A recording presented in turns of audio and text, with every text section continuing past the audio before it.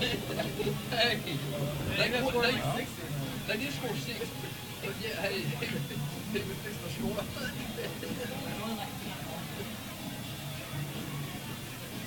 So what I'll do is I'll screenshot your work coach I know. I'll screenshot it and text him. Oh, really? And like joke with him about it. Like I did that with Zach Jones and Lumberton.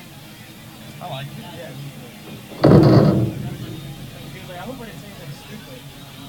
Oh, I wish they would. Yeah, no way else. Yeah. The Sumrall boys coach said something after they lost the championship, and the Clarion Ledger writer looked at me and goes, is he always like that in interviews? I'm like, yes. You always get a good quote. That Cajun blood. Well, we got a full crew here tonight, huh? Now, Mike, you said that one of them was Bernard Shaw. Is that Bernard behind the plate? Okay. I've never seen or don't know the other two.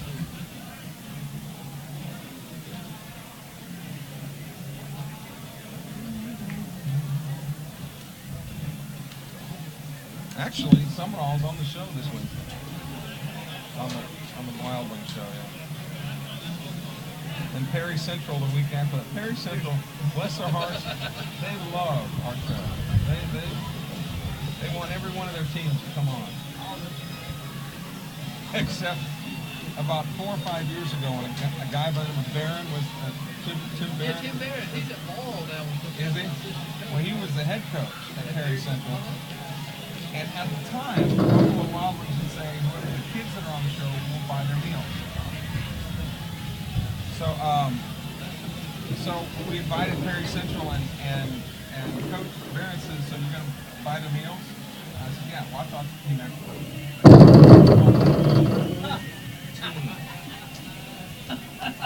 and it's honest to God, it's like an $898 bill. And they hand it to him, and he says, well, Kelly said, they said they were going to feed the guys on the show, not the whole. Well, long story short, Buffalo Wild Wings swallowed that money, but then they said, from now on, we ain't feeding anybody. So, I don't blame I'm them. going, come on, Coach Barrett, why would you possibly think? We're going to be good guys. Right. And football players eat, man. Yes, they do. It was football. No, I was thinking it was baseball.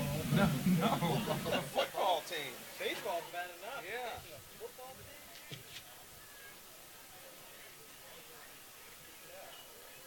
All right, Jerry, we got the national anthem cue. You want to show twice? No food. Huh? Well, you do a third time, I'll get you food. I'm always tempted to get a beer. I'll drink, I don't care. The only kids I can get to drink with me after the show are the PCS kids. Look, what has come about that lawsuit or whatever? When we get some time, I mean, it'll take longer than we'll have when the game starts. And I'm not going to talk about it with a bunch of microphones around. No. I'm just saying, I just saw it. I mean, it's a big lot like Kyle Matthews. They got everybody's involved, yeah.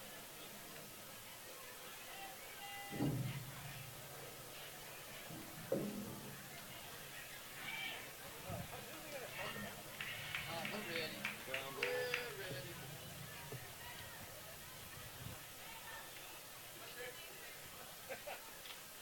Good evening, ladies and gentlemen. Welcome to Larry Knight Field. Tonight's matchup between the Hattiesburg Tigers and the Sumrall Bobcats. Starting lineup first for Hattiesburg. Leading off and playing shortstop, Caleb Tartt. Batting second and playing center field, Joe Gray. Batting third and playing third base, Dexter Jordan. Batting fourth and playing right field, Cam Wells. Batting fifth and pitching, A.J. Stinson. Batting sixth, the designated hitter, Latrell Johnson. Could be batting for the first baseman, Jerry Murphy. Batting seventh and catching, Brandon Knowles. Batting eighth and playing left field, Jay Reedy. And batting ninth and playing second base, Jake Richardson. Do you have intro music? Now we start lineups for the Sumrall Bobcats. Leading off and playing second base, Zane Berry. Batting second and catching, William Crawford. Batting third and playing right field, Garrett Robbins. Batting fourth and playing third base, Billy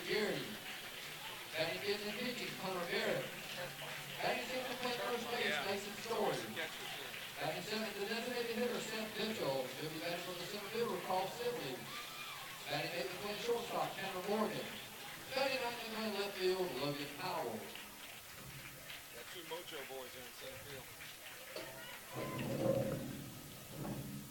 Ladies and gentlemen, here comes please rise for the playing of our national anthem.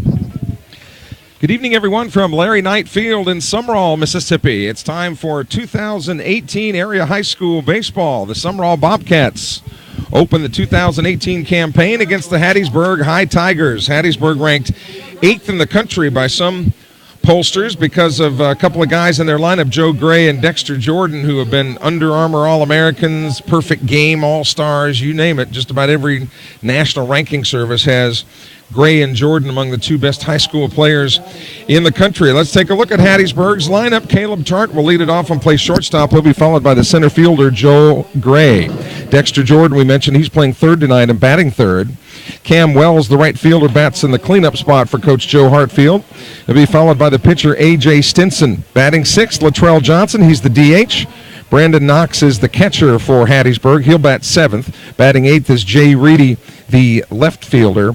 And Jaden Richardson, the second baseman, bats ninth. Glad that you're with us tonight on SuperTalkHattiesburg.com and the Bobcats streaming channel. We'll go over the Sumrall lineup in just a moment, other than to tell you that Hunter Barrett is on the hill for the Bobcats in their very classy all-white uniforms, and the Tigers, of course, in their traditional purple and yellow with gray pants. Wind blowing, what wind there is, blowing a little bit out to left. A very comfortable night considering it's the 19th of February. You'd expect it to be a lot colder this time of year, but we'll take it while we can get it. And again, glad that you're with us. 2018 Bobcat Baseball live stream sponsors, Diversified Forestry and Premier Orthopedics, among others. We'll be highlighting them throughout the webcast. We'd love to hear from you where you're watching the game from. Give us a text at 601-310-7077. That's 601-310-7077. Keep that number on file. And shoot a text. Let us know where you're watching the game from, who you're cheering for, and we'd be glad to give you a shout-out here on the air. So Caleb Hart, the shortstop for the Tigers, digs in against Hunter Barrett. The defense for Sumrall has Billy Garrity at third base. The shortstop is Tanner Morgan. Playing second base is Zane Berry. And the first baseman is Mason Story. Bernard Chow's calls ball one as we're underway here for the 2018 campaign. Sumrall with this beautiful turfed infield. Done a great job of renovating the press box here in the offseason. There's a strike at the knees. What used to be the press box on the second level here at Sumrall is now kind of an executive lounge, if you will. People, season ticket holders and whatnot, have access to that area. And we are actually up one floor higher. 1-1 pitch. That one's there, as Barrett has just challenged him with strikes and fastballs right down the middle. 1-2 the count to Caleb Tart, the leadoff hitter for Hattiesburg. 1-2 pitch coming off the plate, 1-2. So we are almost literally on top of home plate. As we look down, we can just see the umpire's back and the tops of the helmets of the catcher and hitter. 2-2 pitch off speed is inside. That'll fill up the count now at 3-2. Big Joe Gray on deck. The Major League Scouting Bureau is actually here tonight with video cameras and all types of electronic equipment videotaping Joe Gray, Under Armour All-American, and is expected to be a very high pick in the upcoming Major League Baseball draft. So he won't even go to college. He'll go to the pro route through the draft right out of high school as the Bobcats talk things over a little bit. Kelly Sander with you on a beautiful Monday night, along with producer-director Jeremy Thompson here to our left. Full count pitch coming from Hunter Barrett to the Hattiesburg leadoff hitter. Swung on. Grounded to second base on the one hop. Handled by Barry over to first base. One up and one down as Tart is retired on the 4-3. Zane Barry, one of the best pure athletes on this Sumrall team. Barry plays football in the secondary, so you know he's got some good feet. One up and one down, and here comes the aforementioned Joe Gray. Joe Gray in the area of about 6'4". Obviously tremendously athletic. Playing center field for Joe Hartfield. First pitch to him is a pitch off the plate, ball one. 370 down the alleys here at Sumrall, 325 down the left field line, 305 to right. The dimensions. Sumrall with state championships. 1-0 pitch coming. That pitch is low, 2-0. In 2008, 2009, 2010, 2011, 13, 14, and 15. How about that? 2-0 pitch is off the plate, 3-0. So this might be kind of an intentional walk. Being careful to Joe Gray with bases empty, one out here on the top of the first inning in Sumrall. Glad that you're with us. Nothing like being here in person. 3-0 pitch off the plate. So in 4 straight pitches, Gray is aboard. And unfortunately for Joe Hartfield, I think Gray better get used to that. I don't think he's going to see a lot of pitches to hit this year. So the other Hattiesburg Tigers are going to have to pick him up. And here's Dexter Jordan, the third baseman. Hitting in the 3-hole for Joe Hartfield. Again, his Hattiesburg Tigers ranked by some as the 8th best team in the entire country at the high school level. Hartfield has been there a while and had some growing pains early in that program, as Hattiesburg was primarily a basketball and football school. So here's Jordan defensively playing third base. Barrett from the stretch comes with the first pitch, and that one's on the corner for a strike. Really advantageous location where we are because we can see. We're right over top of home plate, so where that ball comes across, we can see it.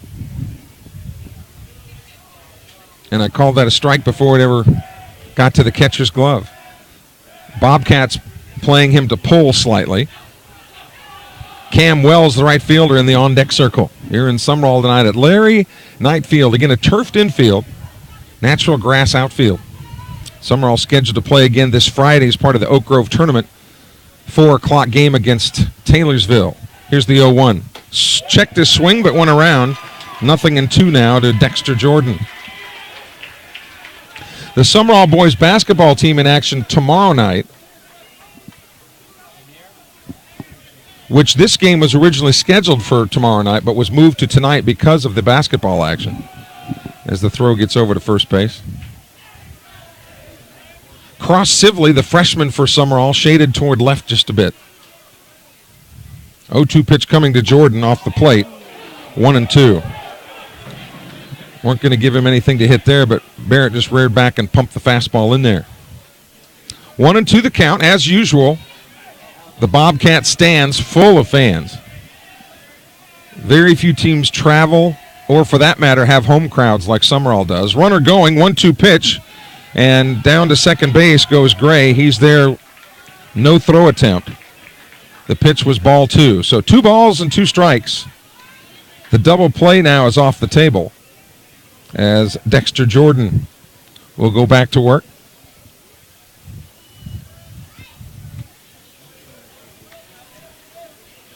And the Sumrall catcher, Graham Crawford, out to signal his teammates how they're going to play this here. 2 balls, 2 strikes, 1 out.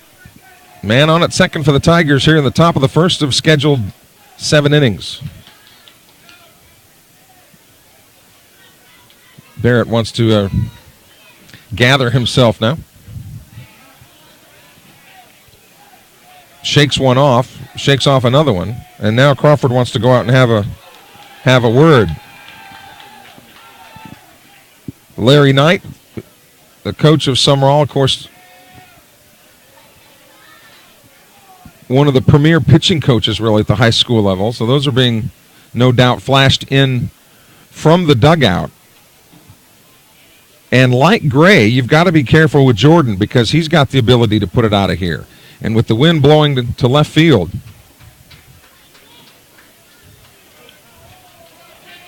you certainly don't want to get one up in Jordan's wheelhouse. 2-2 the count.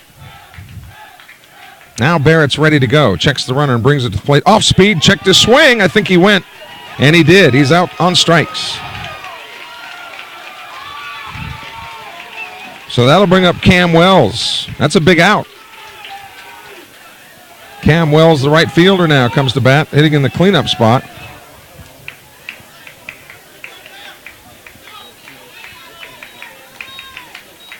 Should he reach, then A.J. Stinson, the pitcher, would get a shot.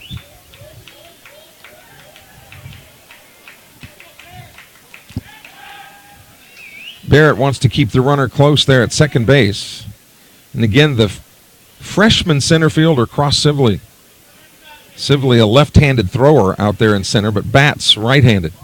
But he will not bat tonight. A designated hitter will be in that spot hitting for Sibley. We'll get to the Sumrall order in the bottom of the inning. 2 outs, man on at second. First pitch is off the plate, ball 1. Most high school teams had jamborees or some type of little scrimmages this past weekend to get ready for tonight. Teams couldn't practice in earnest until that last week in January, so they really have not had a lot of time to get ready to go.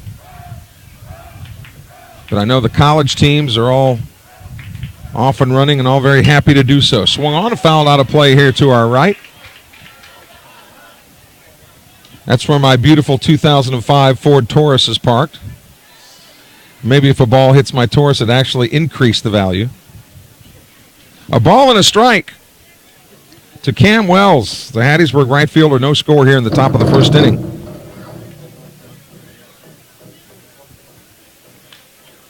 Barrett looks into Crawford. The wind is still now. And our time is called at home plate. Barrett taking a lot of time. Southern Miss off to a good start after beating Mississippi. I really don't think Mississippi State is near as good as people thought they were. So, and certainly not to discount what Southern Miss did, but I just don't think that Mississippi State is as good as maybe a lot of people thought they were going to be. 1-1 pitch, off speed, just outside, 2-1. But according to the Massey ratings today, Southern Miss ranked 3rd in the country according to the Massey ratings, only behind Oregon State and Louisville, maybe. Certainly a pretty good start for the Southern Miss crew. 2-1 the count. Barrett checks his runner at second base and comes to the plate. Another one off speed. That one is slapped down the third base line foul. Very quickly, Crawford gets a glove on it to make sure it stays foul. So deuce is wild. 2 balls, 2 strikes, 2 out here in the top of the first inning. Joe Gray reached first on the base on balls, stole second, uncontested. That was after a ground out by Tart. Dexter Jordan struck out. So Cam Wells now with a 2-2 count and a runner on at second base with 2 away. The major league teams are starting to report now, pitchers and catchers.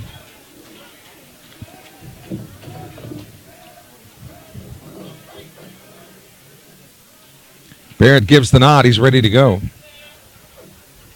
The right-hander kicks and delivers. Swing and a miss. He got him on strikes. So 2 out of the 3, he strikes out. No runs, no hits, no errors. There was 1 man left on base. So we go to the bottom of the first inning here in Sumrall. Nothing for Hattiesburg and the Bobcats coming to bat. Let's take a look at the Sumrall order for you. Zane Barry leads it off playing second base. He'll be followed by Graham Crawford, the catcher. Garrett Robbins, the standout right fielder, bats third. He'll be followed by Billy Garrity.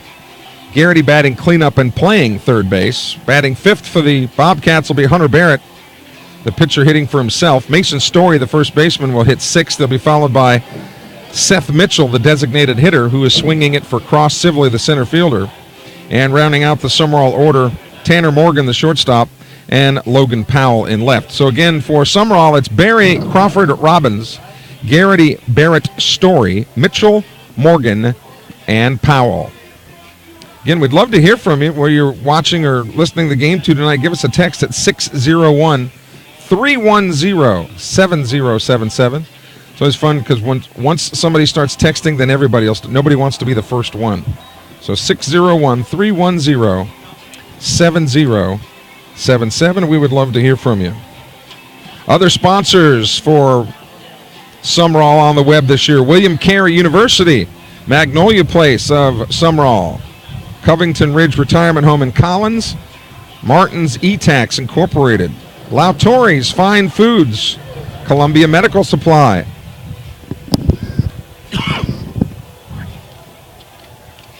Forest Funeral Home, the Movie Star Restaurant, Buffalo Wild Wings, and Termite Control Specialists.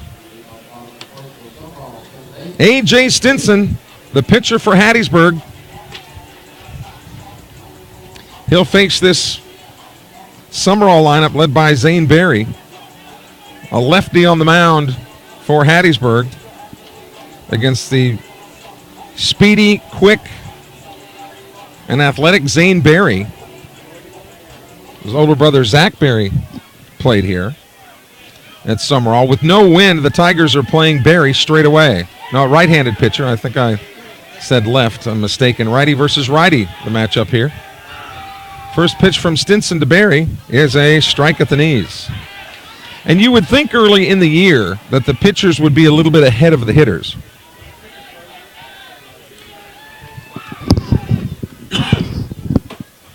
There's a strike on the corner, 0-2, and all Stinson is doing is bringing straight fastballs. 0-2 to the leadoff hitter with the catcher Graham Crawford on deck. The Bobcats in the first base dugout in those classic white uniforms. Hattiesburg to our left here in the third base digs. Time is called now at the plate. 0-2 to the leadoff hitter Zane Barry, who made a good play at the top of the inning to get Tart on the ground ball. 0-2 pitch inside, nearly hit him, but he backs away. 1-2 now.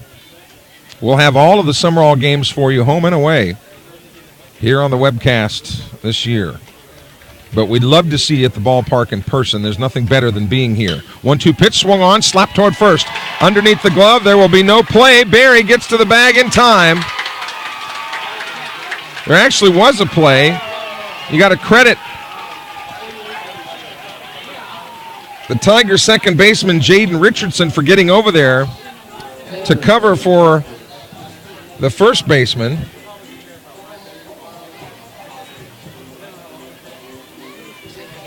And then the pitcher, Stinson, was there to cover the bag.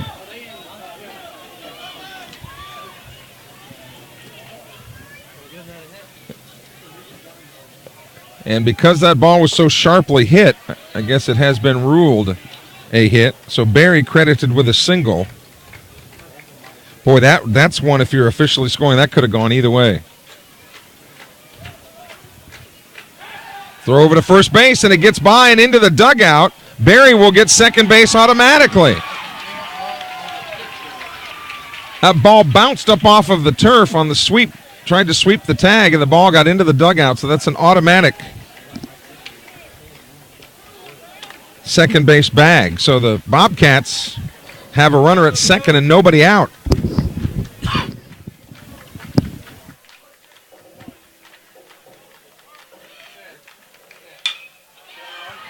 Swung on. There's a high fly. Shallow center field. Catch is made. Barry fakes tagging and going, and Crawford is out on the fly to center field. One away. Nice job there by the center fielder, Joe Gray, that we talked about, making that throw to third base on the line. And here's Garrett Robbins now. Garrett Robbins, the right fielder, whose dad, Chris Robbins, played baseball at Southern Miss back in the day. Chris Robbins was a left-handed slugger. His son Garrett here, a righty, swing and a miss. Garrett Robbins has verbally committed to Pearl River. Coach Michael Avalon there at Pearl River. Robbins, a really gifted athlete, the oldest of 3 Robbins boys. And they all their names begin with G. That one is inside. And you got Garrett Robbins. You got Graham Robbins. I'm trying to think of the other one. It'll come to me. 1-1 the count to Robbins. That one's too high. 2-1 now. Robbins, a senior, 6'2", 190 pounds, can also pitch for Sumrall.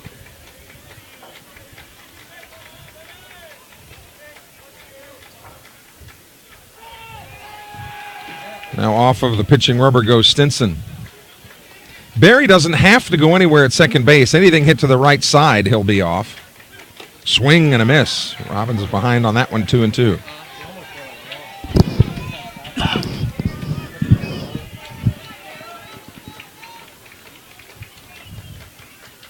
Sumrall batting in the bottom of the first inning, no score, against the 8th-ranked team in the country, the Hattiesburg Tigers. Boy, it's been a great sports year for Hattiesburg, hasn't it? The football team nearly winning state.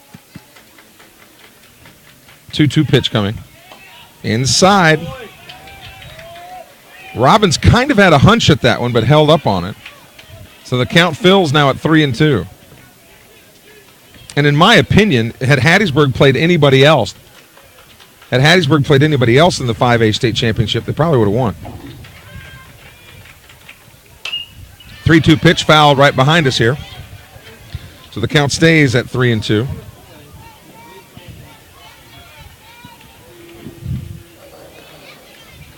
One out. From the 601 area code, let's go Caleb, go Tigers. Of course, Larry Knight, the Sumrall coach, coached Hattiesburg for many a year. Coached some great players there. 3-2 pitch, swung on and fouled again. Good to hear from you in the 601 area code. We'd love to hear from you, too, as Caleb's got a fan here.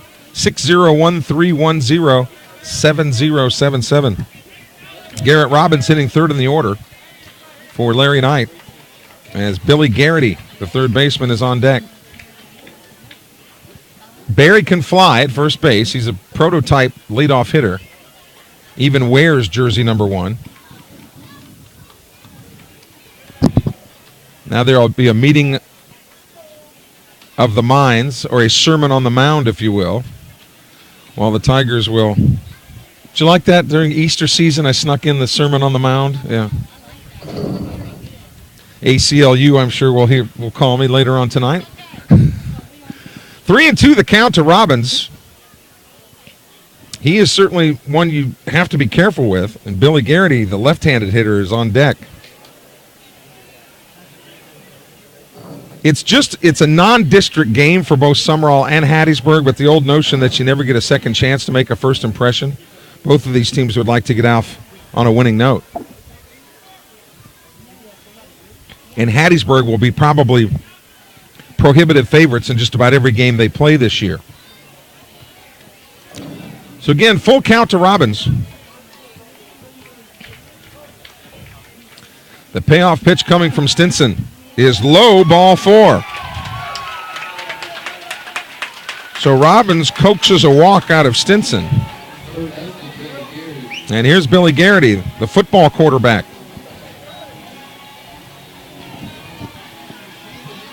Garrity, we mentioned the quarterback of the football squad here at Sumrall for Coach Shannon White, led the Bobcats to the playoffs this year. They were beaten in the first round of the playoffs, but it'd been a while for the Bobcats had even made the playoffs, so it was quite a run. First pitch is inside to Garrity with Hunter Barrett on deck. Sumrall batting in the bottom of the first inning, no score, but the Bobcats have runners on first and second with one out. A.J. Stinson on the hill, checks the man at second, comes to the plate. Swung on, this is slapped towards second base. Might be two, bobbled the ball all the way around, and this is an error on Richardson. This has been the thorn in the side for Hattiesburg for years. Not playing consistent enough defense. That goes as an E4. So the bases are loaded now.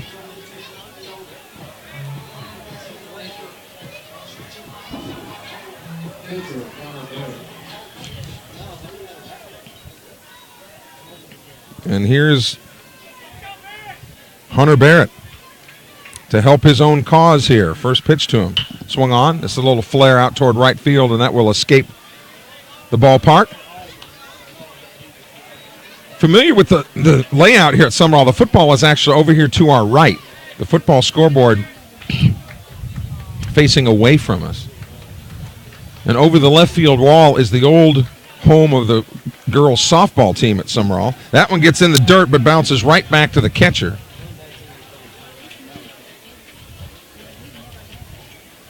So 1-1 the count now to Hunter Barrett. That field now, the girls softball team at Sumrall now plays down Highway 42 by the youth baseball fields, and that's used as a practice field beyond the left field wall here in Sumrall. 1-1 pitch from Stinson. Swung on. Here's a little blooper into left center. That's a base hit. This will score one. Robbins is being waved. Here comes a throw to the plate. It is not cut off. It is off the mark, and Sumrall leads 2-0.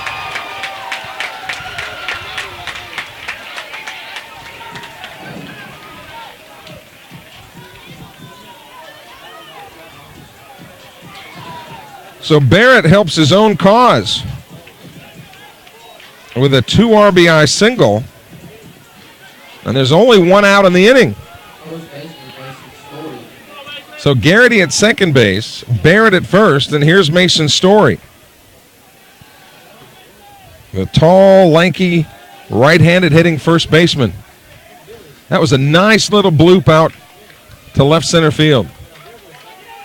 First pitch swung on and shot foul right behind the net. So the Bobcats have jumped on Stinson here, but in fairness, Stinson's teammates have kicked the ball around a little bit. And boy, as a pitcher, that just really frosts you, doesn't it? Very demoralizing. When those are plays that should have been made. There's a very late swing and a miss there by Story. He's in a hole now, 0-2. Seth Mitchell, the designated hitter on deck for the Rawcats. He's hitting for the center fielder, Cross Sibley. The wind, as you can probably hear, has kicked back up. 0-2 pitch. Here's a drive to center field. That ball is well hit, but Gray tracks it. He hauls it in. Garrity will tag at second and make it to third easily. But a nice shot by Story to center field is just a long, loud out. And that'll put runners at the corners now for Mitchell with 2 away.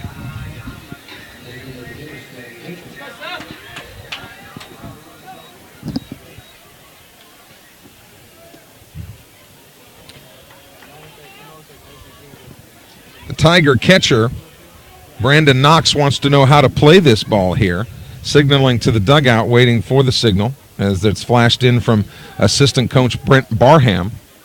Brent Barham has been on that Hattiesburg staff for a while now. Barham, an Oak Grove graduate, but has been on the staff at Hattiesburg since Joe Hartfield has gotten there. Wind is picked back up again, blowing to left field. Garrity at third, Barrett at first. Or actually, Goolsby running for Barrett at first, swing and a miss.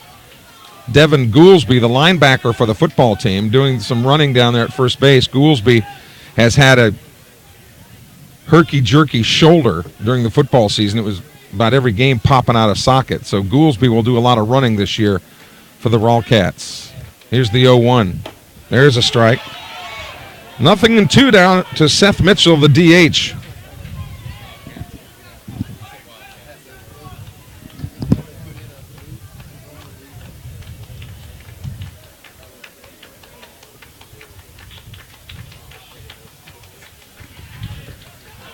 Runner going.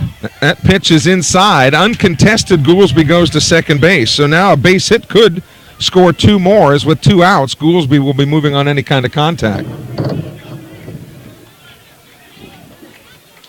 Again, Garrity at third, Goolsby at second. 2 outs here in the bottom of the first inning. Sumrall leads Hattiesburg 2-0.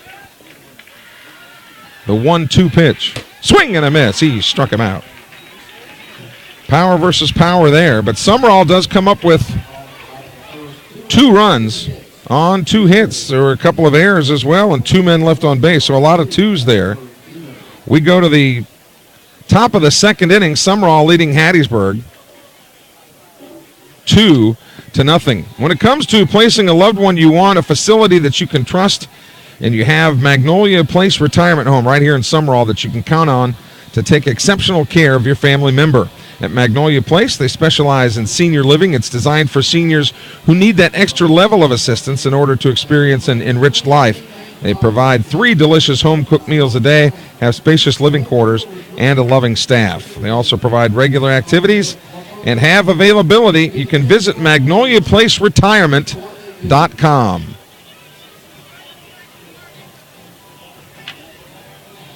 Heading to the top of the second inning, Hattiesburg will send Stinson, Johnson, and Knox to the plate to face Hunter Barrett. And again, the Tigers better get used to Joe Gray not seeing anything to hit. Because teams, if they're smart, will make the other Tigers beat them. And not Gray or Dexter Jordan.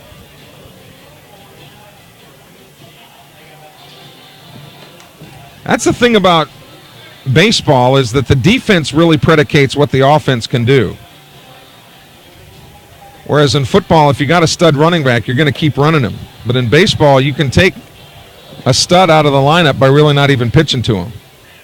So here's Stinson now, hitting 5th in the order and leading it off in the second inning. Sumrall leading 2-0.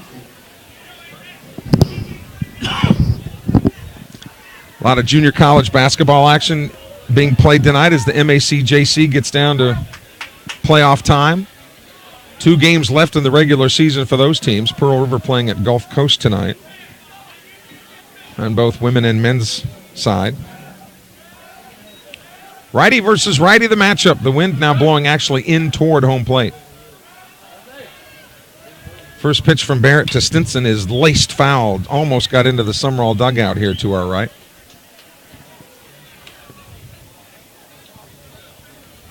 The venerable Mike Peterson on PA tonight over here to our right. Mike, always good to see you, babe. Ready for another season? And we are tickled pink that we're getting this kind of weather in February. I think the coldest I've ever been was actually during a Sumrall game at Lumberton one year, and it had to have been 10 below zero about this time of year with the wind blowing. Here's the 0-1. That's inside, nearly hit him. Count evens out at a ball and a strike. Story at first for the Bobcats. Barry at second. Garrity at third. Here's the 1-1. Off-speed pitch and off the plate inside. And the shortstop for Sumrall, Tanner Morgan.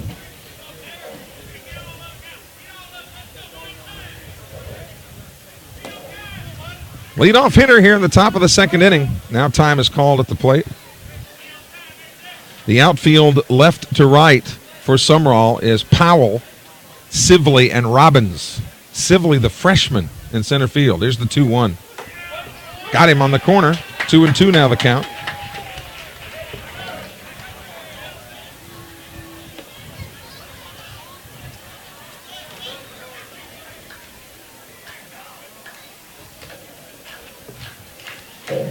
Two and two. Here's the pitch. Off the plate. That'll fill it up at 3-2. Christy Martin just checked in. She's logged on and watching the Sumrall Bobcats on her laptop in Folsom, Louisiana. So good to have Christie with us. Here's the 3-2 pitch, swung on and popped out of play to the right side. We'd love to hear from you as well. 601-310-7077. That'll be our number all year long to contact us. Folsom, Louisiana. That's not where that song Folsom Prison Blues came from, is it? Folsom, Louisiana. 3-2 pitch, off speed and outside. So Stinson is aboard with a leadoff walk here in the top of the second inning, and that'll bring up Latrell Johnson, the designated hitter. And Stinson will get a courtesy runner.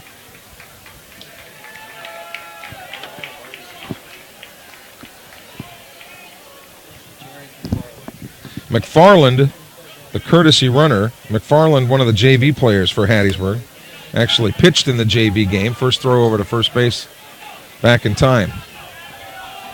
Sumrall would love a ground ball here to try to turn the double play. Protecting a 2-0 lead early on here in the top of the second inning. First pitch, off speed. Low, ball one.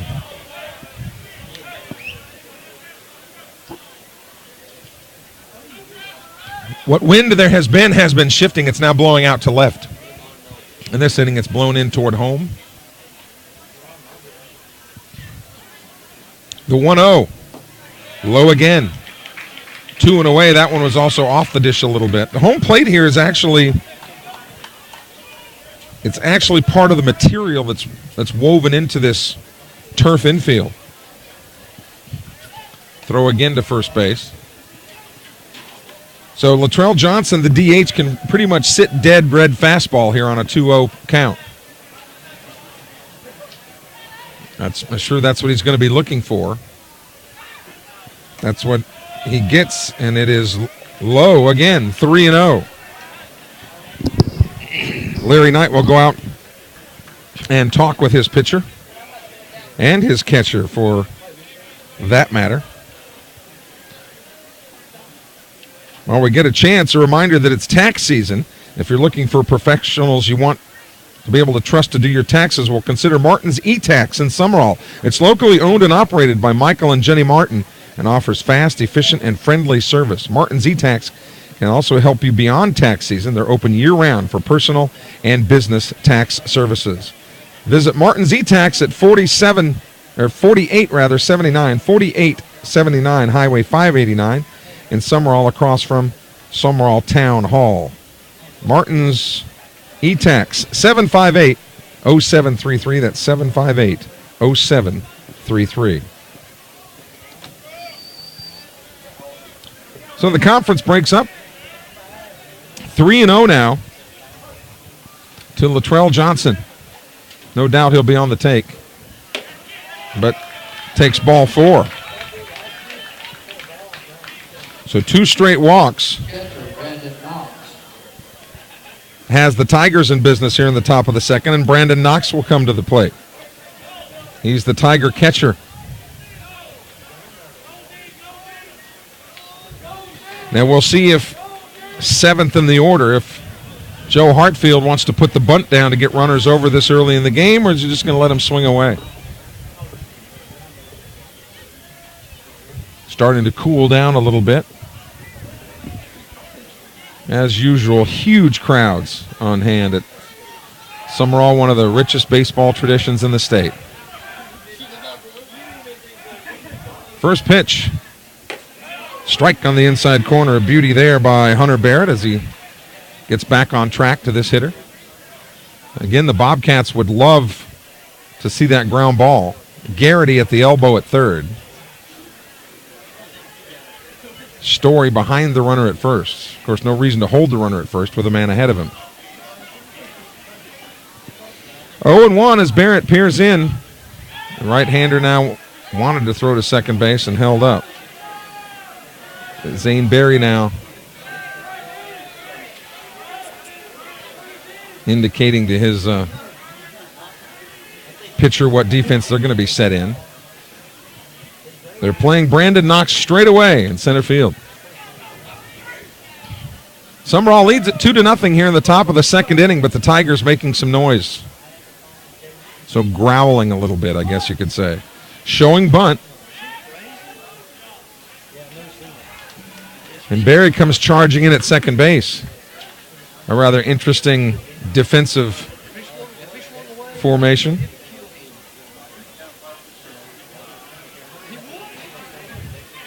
So the Tigers were showing bunt on an 0-1 count. Hartfield likes to implement the bunt. And again, Barrett showing back towards second base.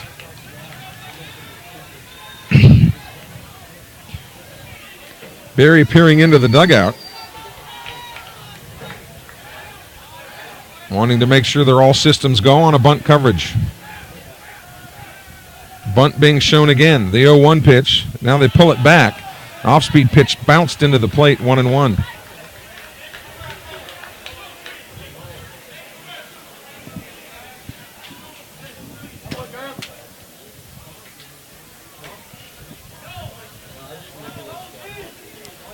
McFarland at second, running for Stinson. Latrell Johnson at first. No outs here in the top of the second inning. Sumrall leading Hattiesburg 2-0. 1-1 the count to Knox. He'll be followed by the left fielder Jay Reedy. There's the bunt. It's a beauty. They'll have to go to first base, and that's where the play is made.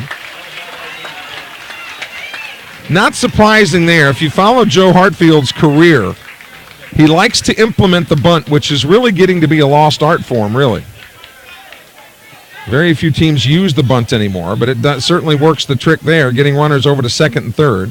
One away, and here's Reedy, who's hitting 8th in the order. He'll be followed by Jaden Richardson, the second baseman. So now one away. The runner, Johnson, at second will do whatever McFarland does at third, because they're not forced in either situation at second or third. So Barrett to Reedy now. Reedy's got some nice kicks. Kind of those Miami Dolphin aqua and orange don't really go with the purple and yellow, but we're not here to win a fashion contest. Here's the first pitch. That bounces away. Here comes the play at the plate, and he is out at home.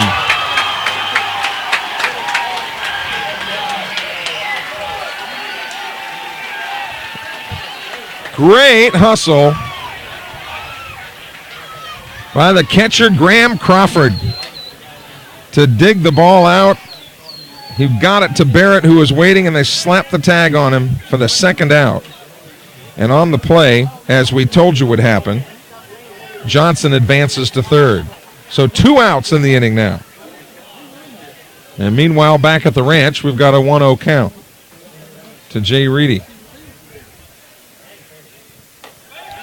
Off speed on the corner. Ball and a strike. So Sumrall has answered the challenge defensively here so far early on, and frankly, the Tigers have not.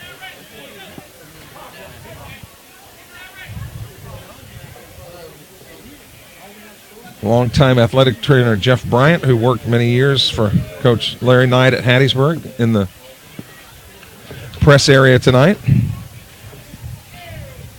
1-1 pitch. Took something off of it again, but that one was outside. 2-1. 7-inning games in high school baseball. Get to the next level, it goes to 9 innings.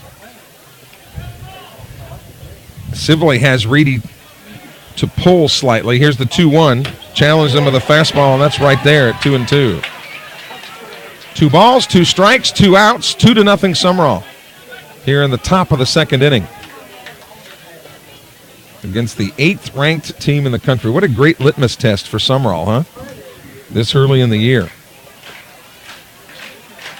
And so far, Sumrall has looked very crisp defensively. Here's the 2-2. Swung on. This one's a high chopper to short. Could be a tough play. Streaking down the line. Got him by a step. Reedy is out. And so too are the Tigers. Nice play by Tanner Morgan at short. He had to wait for the ball to come down. And then quickly got it across the diamond. So the Tigers, no runs on no hits. Couple of walks, one man left on base. We go to the bottom of the second here at Larry Knight Field in Sumrall. The Bobcats lead the Tigers 2-0. Make sure you check in with us at 601-310-7077. We would love to hear from you. Shoot us a text and we'll give you a shout out. This reminder that Covington Ridge Retirement Home in Collins is quiet, cozy, and just like home. They honor our seniors because they believe in dignified care at Covington Ridge. They also provide exemplary care and love to spoil the residents. Each private suite is spacious, approximately 500 square feet, with brand new granite countertops and an outdoor patio. They have tons of activities and entertainment for the residents to enjoy, and they have availability. Visit CovingtonRidgeRetirement.com. That's in Collins. Just down the 589. Morgan, Powell, and Barry for the Rall Cats, R-A-L-L Cats, here in the bottom of the second inning. Morgan, the shortstop, who just made that nice play, to face A.J. Stinson.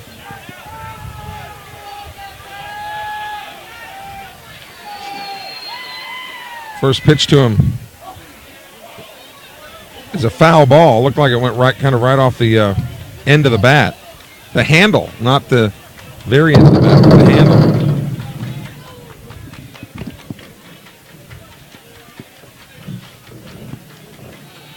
The 0-1 pitch.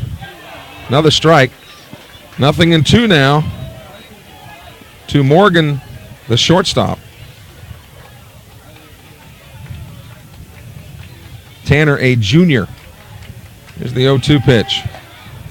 Low, 1-2. In most situations where the pitchers have an 0-2 count, they always like throw a junk pitch. I never have understood why. I mean, go right after him. Here's the 1-2 pitch.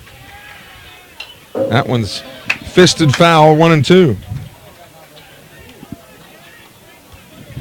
Logan Powell, the left fielder, retrieved that ball. He'll be up next for Sumrall. 1-2 pitch coming now to Morgan. Swing and a miss. He got him on strikes. Second straight strikeout now for Stinson. And that will bring up Logan Powell. Boy, Lamar County, when you take a look at Lamar County overall, you talk about baseball talent. Holy cow. Sumrall, Oak Grove, Purvis, Lumberton. They have all done very, very well in their respective leagues throughout the years, and there's a fastball strike to Powell. Bases empty, one out here in the bottom of the second inning. Sumrall leading Hattiesburg 2-0. The 0-1 off the plate. 1-1 now. Back to the top of the order, Zane Berry on deck.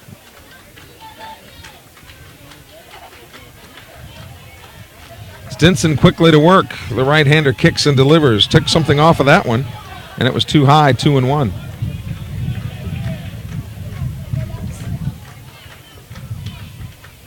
Joe Gray, the all-everything player for Hattiesburg in center field. Swing and a miss, 2-2 the count.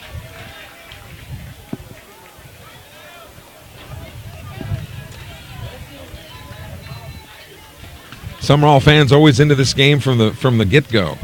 Never, ever quiet. Always cheering these kids on. Here's the 2-2. Got a piece of it.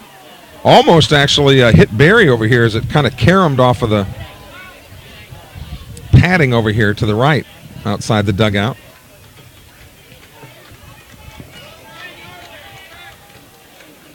So Logan Powell has a 2-2 count. Stinson will kind of go from a three-quarter full windup. High and away, 3-2 now. Again, our location on the third floor of the press complex here at Sumrall. We are right on top of home plate practically. Here's the payoff pitch. Swing and a miss. Down he goes. So Stinson in a groove now as he has struck out 3 in a row. And here's Barry, who singled and scored his first time up.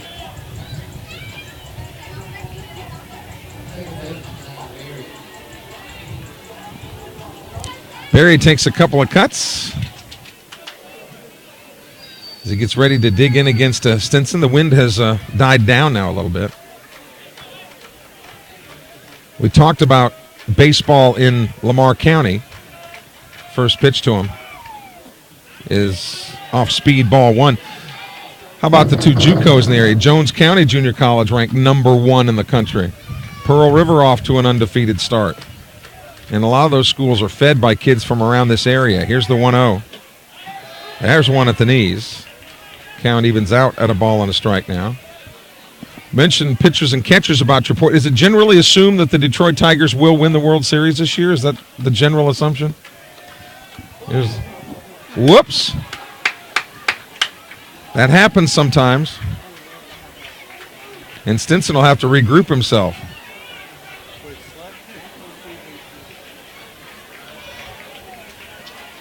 An equipment malfunction, they would call that at the Academy Awards, right? So 1-1 the count to Barry with the bases empty and 2 outs here in the bottom of the second inning. Sumrall leading Hattiesburg 2-0. Ball high, 2-1 now to the Sumrall second baseman. Should he reach, then the catcher Graham Crawford, who made a great play on a pass ball last inning, would come up to bat. 2-1, and that one's slapped. Foul right over here behind the plate to our right.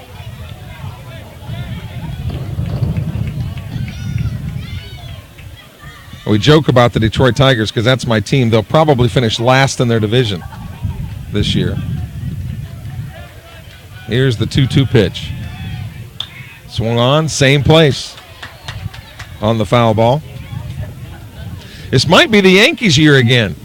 The Yankees may be back.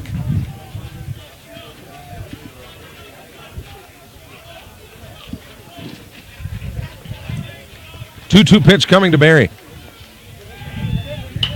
This one is a little bloop right on the first base side into foul territory, and making the easy catch coming over to his left. And that's it. No runs, no hits, no errors, nobody left on base. We've completed 2 here in Sumrall. It's the Bobcats 2 and the Tigers nothing.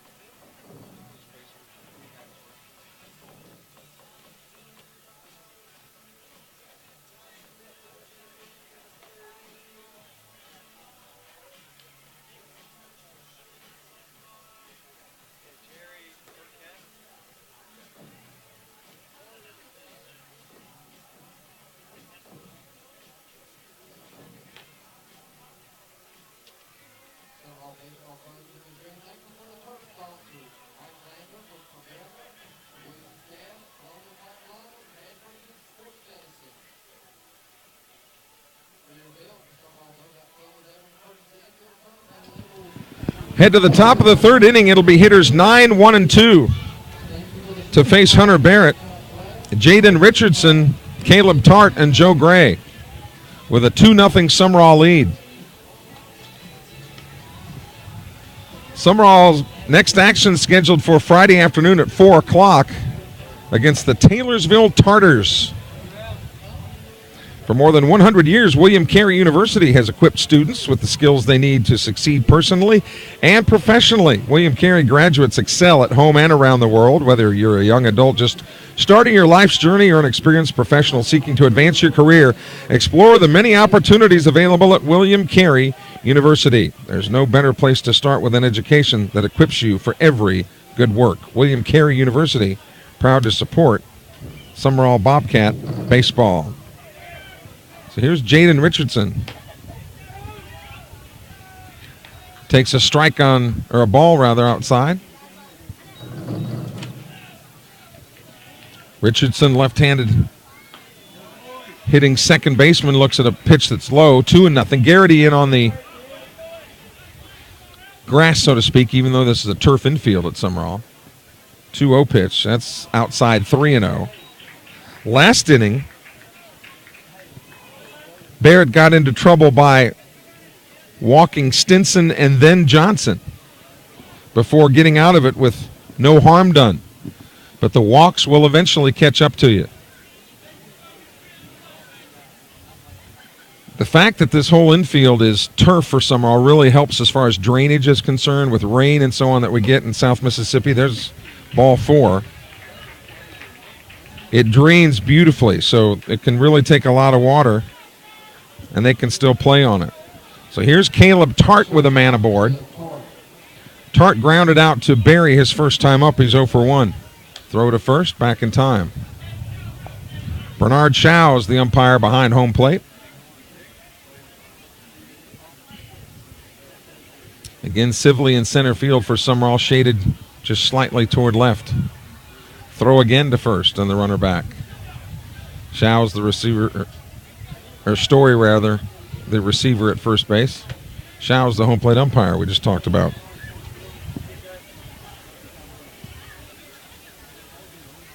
Barrett comes set. There's a strike. And I'm not sure, honestly, that he came set a full second there. Got to make sure you come set a full second. Otherwise, it's a balk. 0-1 to Tart, getting his second at bat. Top of the third inning here.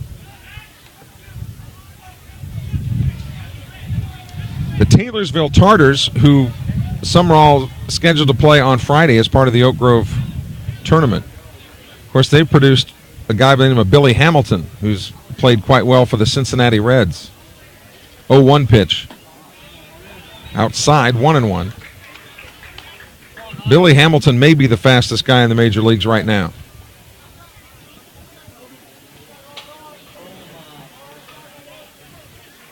Two runs, 2 hits for Sumrall. No runs, no hits, but 2 big errors for Hattiesburg.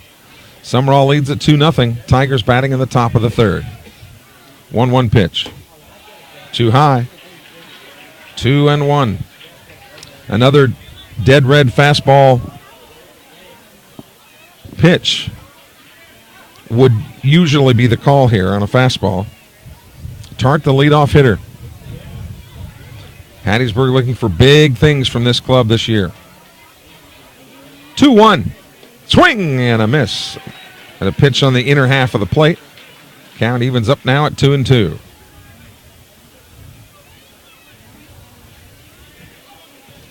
Sumrall, if memory serves, the Bobcats have not worn white on white for very classy looking uniforms that the Bobcats have got on tonight. 2-2. Swung on, and this one is shot foul, but out of play down the right field side. That'll be very nearly on top of the football field house over there.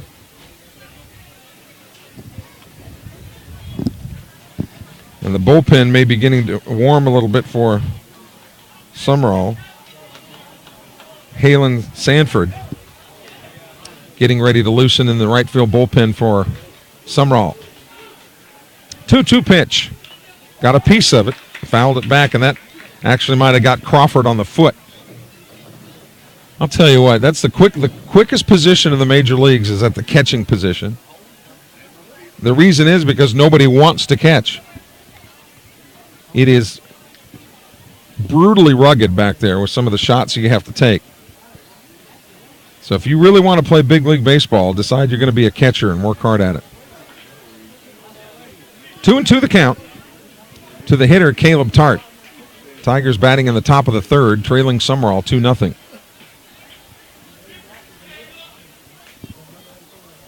Barrett checks the runner and comes to the plate. Swing, and got a piece of it.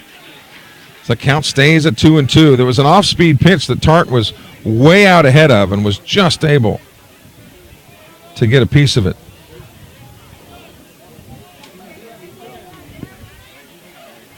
We talked about the renovations here at Sumrall. Hattiesburg themselves, of course, after the tornado a couple years ago, renovated their field. Throw over to first base. Seating capacity isn't near what it was, but more modern than it used to be. But what a historic old location there, Smokey Harrington Park. 2-2 pitch coming to Tart. missed outside and low, so the count goes full. Now decision time for Joe Hartfield. Does he start Richardson here on the 3-2 pitch with Joe Gray coming up?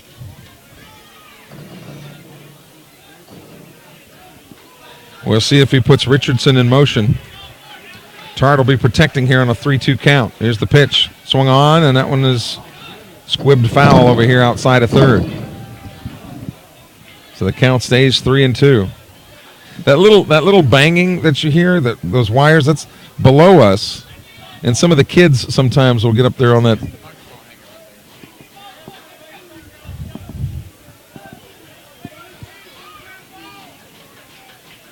So the full count pitch coming up. Here's the payoff. Swung on. It's a high pop-up. Shallow right field.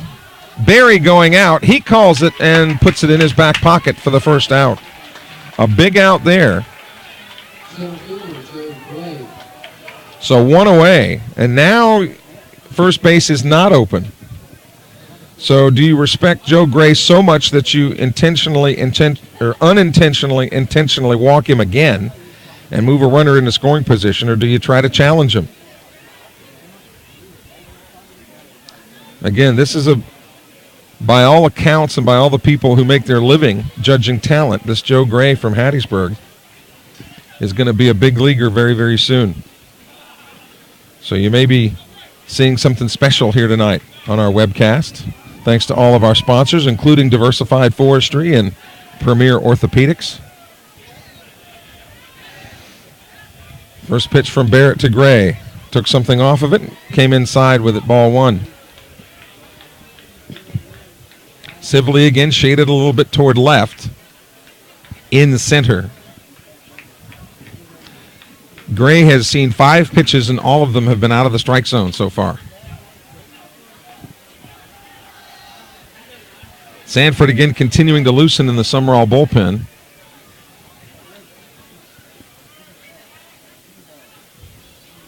The 1-0 pitch to Gray. Again off speed. That one is there this time.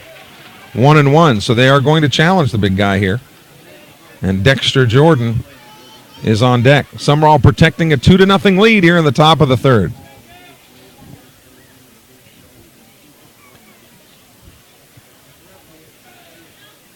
Garrett peers into Crawford. Here's the 1-1. Off the plate again, 2-1. Had some folks check in with us. We'd love for you to check in with us as well. They're watching in Folsom, Louisiana. Where are you watching the game from? Give us a text at 601-310-7077 and keep that number on file for the whole season. You can check in with us. Your way to communicate with us during the year. All kinds of real estate in right and right center. That ball gets away from Crawford enough to where Richardson can scamper down to second base. So first base is open, and now with the 3-1 count, you would think that they will now put out the right hand and walk Joe Gray.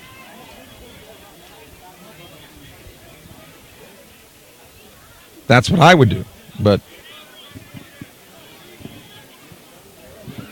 And again, it's going to be a very frustrating season, I would think, for Joe Gray, because very few people are going to pitch to him. It's just not going to happen, which is going to be real boring for him, but that's the price you pay for being good.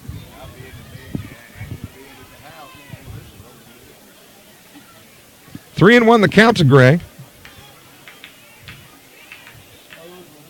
They're not indicating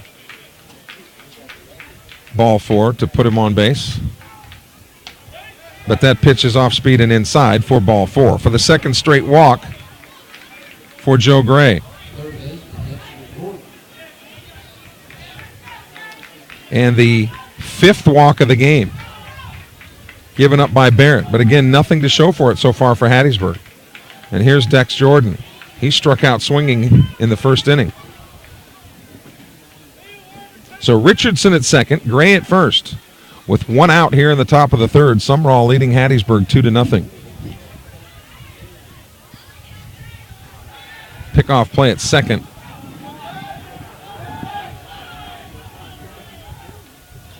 Not in time. Now Sibley moves even further toward left field. which leaves a huge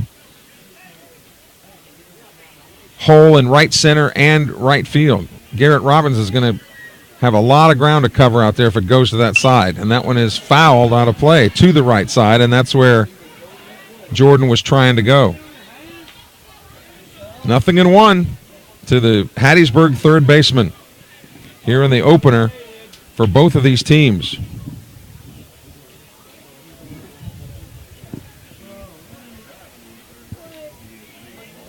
Hunter Barrett on the hill for the Bobcats. Here's the 0-1 off the plate again. 1-1. When Barrett has missed, I mean, he's walked 5 guys, but when he's missed away. He hasn't missed up that much, at least from our vantage point here. When you start missing up, that's when you get into trouble because those home run hitters will bury that ball over the left field wall. So if you have to miss, that's where you want to miss, is away. Here's the 1-1. Off-speed pitch on the corner for a strike. 1-2 now to Dexter Jordan.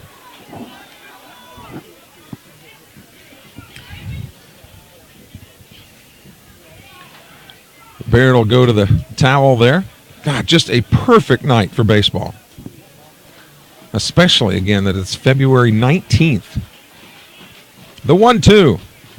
Swung on. Here's a chopper toward third. Only play. Garrett, he started to go to third for the force, but the runners were in motion. Fielder's choice on the play. That is not a hit. But it does give the Tigers bases loaded. As Richardson advanced to third, Gray goes to second, and Dex Jordan is on at first. So they're loaded for Cam Wells. Wells plays right field for Hattiesburg. And he struck out swinging his first time.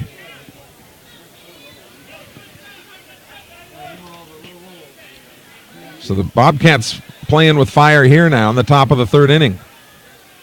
But Hattiesburg has yet to notch a hit. Time is called at home plate as Wells will want to dig in again.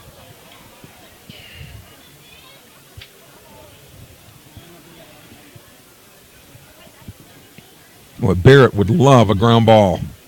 First pitch on the corner for a strike. Took something off of that one. He had been going fastballs on the first pitch to get ahead, which that's not unusual.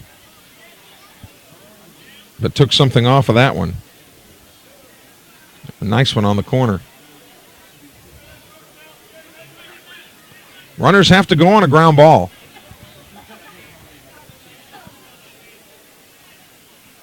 The pitch. Another one.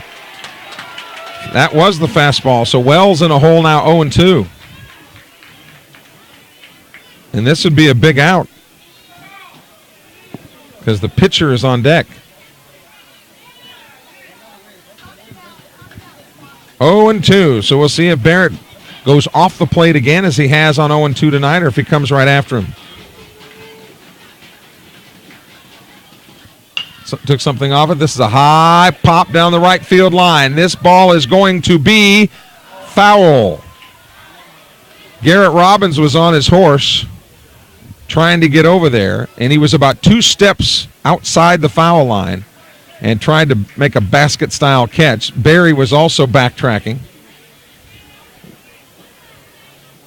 But again, no harm, no foul, and the count remains 0-2. And really, under those circumstances, even had Robbins made the catch, it would have been an out, but tagging from third and scoring easily would have been Richardson.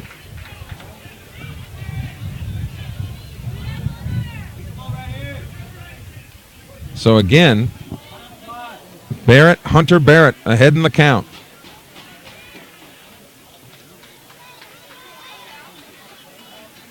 They have always known how to pitch here at Sumrall. They have produced some great ones over the years.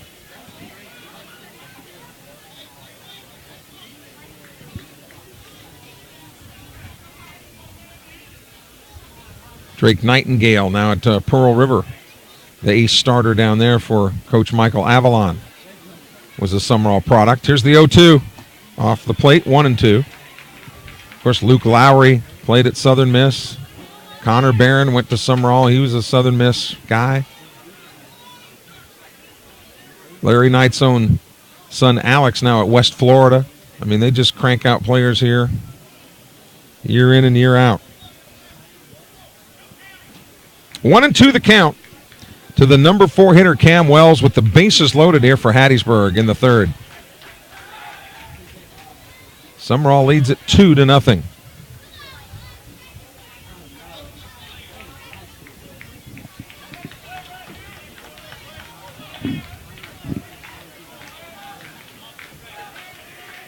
Here's into Crawford. The 1-2 pitch. Swing and a miss. He struck him out. How about that? So that's what I was saying. Had that ball been caught by Robbins, it would have been an out, but it would have cost a run on the tag up. But now you're 1 out away from it not costing you anything. So here's Stinson, who can help his own cause. There's no place to put him. So pitcher versus pitcher here in the top of the third inning.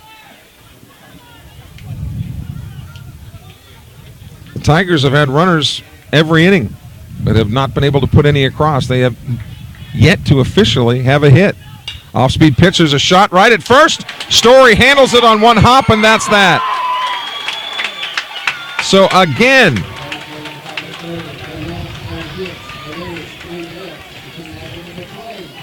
no runs, no hits. There were 2 walks and 3 men left on base. We go to the bottom of the third here in Sumrall. It's the Bobcats 3 and the Tigers nothing. Here in the opener for the 2018 campaign. Stinson will go back to the mound here for Hattiesburg and get ready to go. Sumrall Baseball on the web brought to you by La Torre's Fine Foods. It's what small town America is all about. A quaint family restaurant featuring friendly staff and delicious food. Sumrall's own hometown diner features steaks, seafood, chicken, salads, sandwiches, po' boys, and burgers. Now, if you're dining at lunch, try La Torre's Country Lunch Plate, which includes a salad and a drink. That's Sunday through Thursday from 10:30 in the morning to 9. Saturday and Sunday, they're open from 10:30 to 10. La Torre's is open for your dining pleasure at 1143 Highway 42 Sumrall. La Torre's Fine Foods.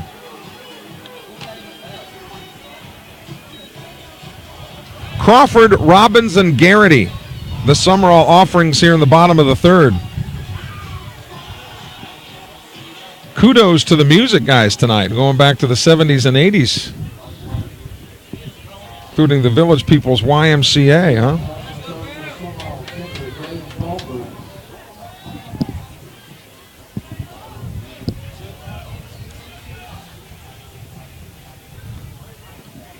Cody Davis beginning to warm also in the Sumrall bullpen as Crawford digs in now to face Stinson. Strike on the outside corner, 0-1. Crawford flew to center his first time up, and they play him to pull slightly. Joe Gray shaded over toward right. Second strike, fastball. So Stinson is hammered 2 right down the middle of the plate as the Raw Cats, as in Sumrall. They bat here in the bottom of the third. Inside, 1-2 now. Garrett Robbins on deck. Over here to our right in this scheduled 7-inning game. The 1-2 pitch. Outside, 2-2. Tried to fool him with something off speed.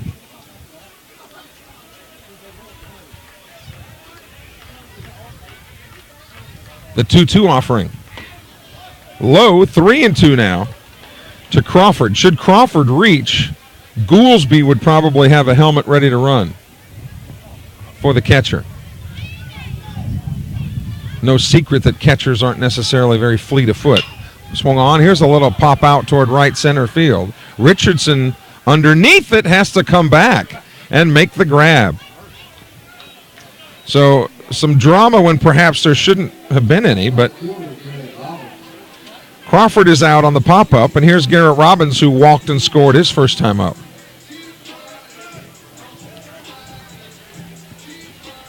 Spread the word about Sumrall on the web. We'll be with you all season long.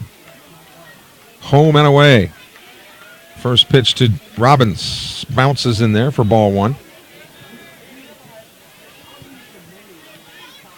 And to reach us, you can text us at 601-310-7077.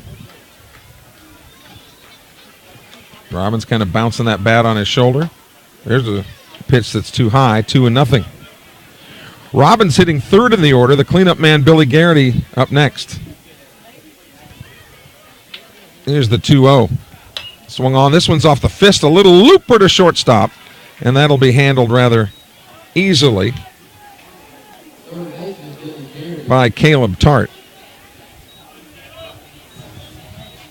So 2 up and 2 down. And here's Garrity. Garrity reached on an error by Tart at second base, was eventually stranded at third. That was in the first inning when Sumrall put its 2 runs on the board. Those are the only runs of the game so far. Swing and a miss. Boy, a mighty lash at that one. Righty versus lefty here. Garrity, a right-handed thrower, but hits it left-handed. Swung on. This one's popped out of play to the left. So 0-2, advantage Stinson here.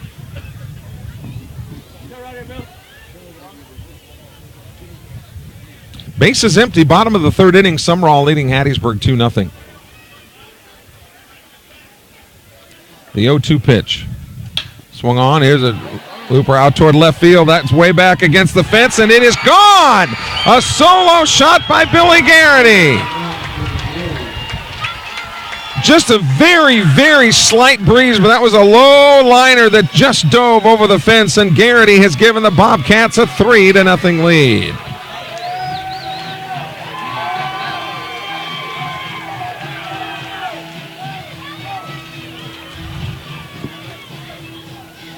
Jay Reedy, the left fielder for Hattiesburg, knew it was trouble the minute it left the bat, and he just kept backtracking.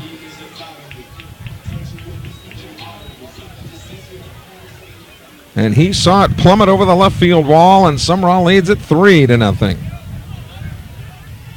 And here's Hunter Barrett with a fly ball to right field. This one is playable, and making the catch in right field is Cam Wells, and that'll do it for Sumrall. But the Bobcats come up with 1 run. On 1 hit, it was the Garrity homer. And at the end of 3, it's Sumrall 3 and Hattiesburg 0. The Tigers in the top of the 4th will send hitters 6, 7, and 8 to the plate.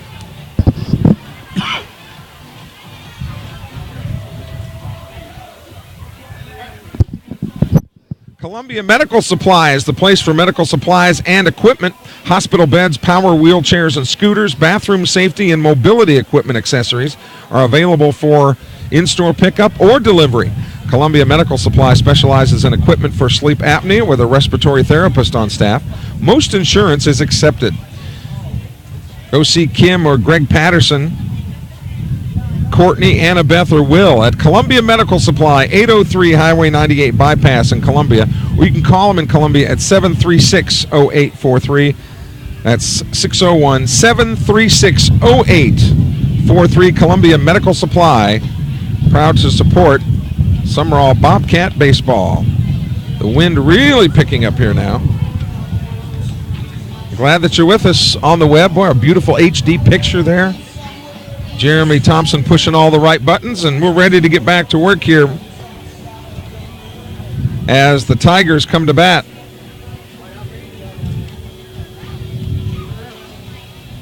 Latrell Johnson, the designated hitter, hitting for the first baseman Jeremy Burkett, then Brandon Knox and Jay Reedy. In 6, 7, and 8. Facing Hunter Barrett here in the 4th. 3 runs, 3 hits, no errors for Sumrall. 0, 0, and 2 for Hattiesburg.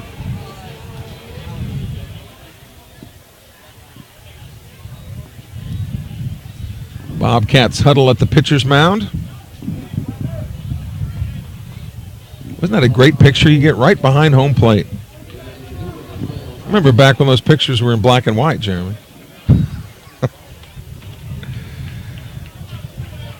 So here's Johnson. He walked and was stranded at third in his first at bat. That was back in the 2nd inning. Hattiesburg batting in the top of the 4th, trailing 3-zip. First pitch is low, ball 1. And they are really riding Bernard Showes over here to our right. Sumrall fans thought that one was right there.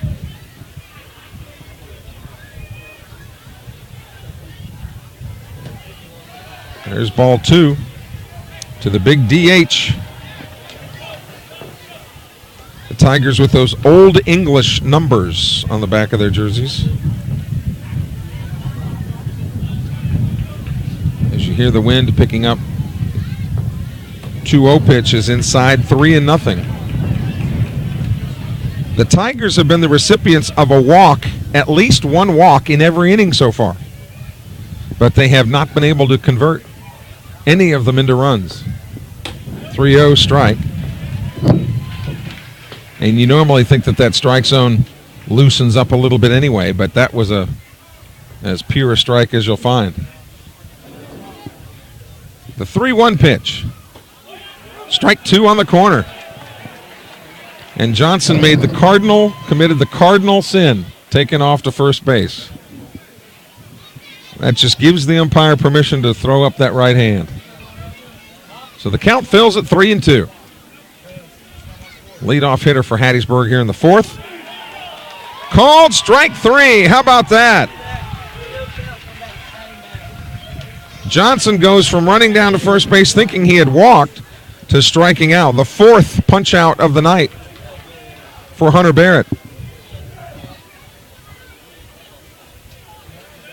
The Sumrall bullpen has been warming. Now the Tiger bullpen beginning to loosen as well. Here in the top of the 4th, and here's Brandon Knox. Called strike. Hunter Barrett just relying on the heater here in the 4th. Base is empty, 1 out. Sumrall leading Hattiesburg 3-0. Swung on, here's a ground ball to short. Should be routine, throw to first, has to scoop, and Story pulls it out of the dirt. How about that? Nice play by Story. And actually, Tanner Morgan had plenty of time to throw that ball, but rushed it just a bit. But again, Story with a good scoop. Digs it out, 2 up and 2 down, and we've got just a few little raindrops beginning to fall now. And Jay Reddy, the left fielder, comes to bat. Swung on and lifted out of play to the right side, right over the tower of lights behind the Sumrall dugout. 0-1 to the Hattiesburg left fielder. 0-1 pitch. Pulled the string on that one, but it was low. A ball and a strike.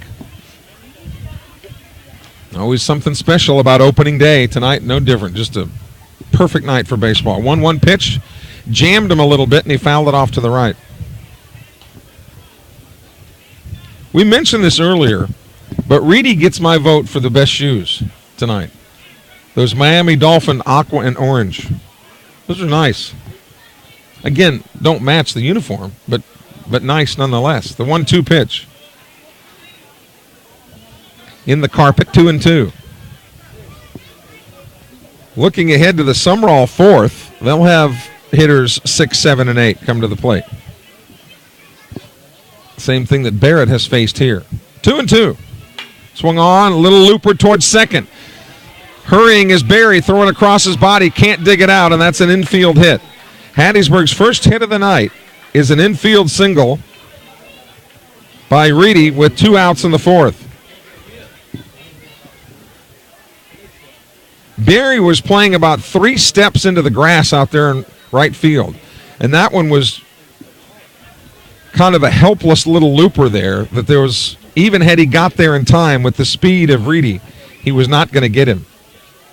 So consequently, an infield hit.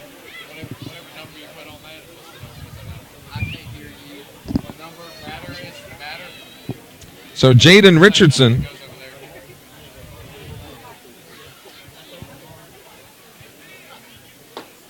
takes a strike at the knees. Richardson playing second base.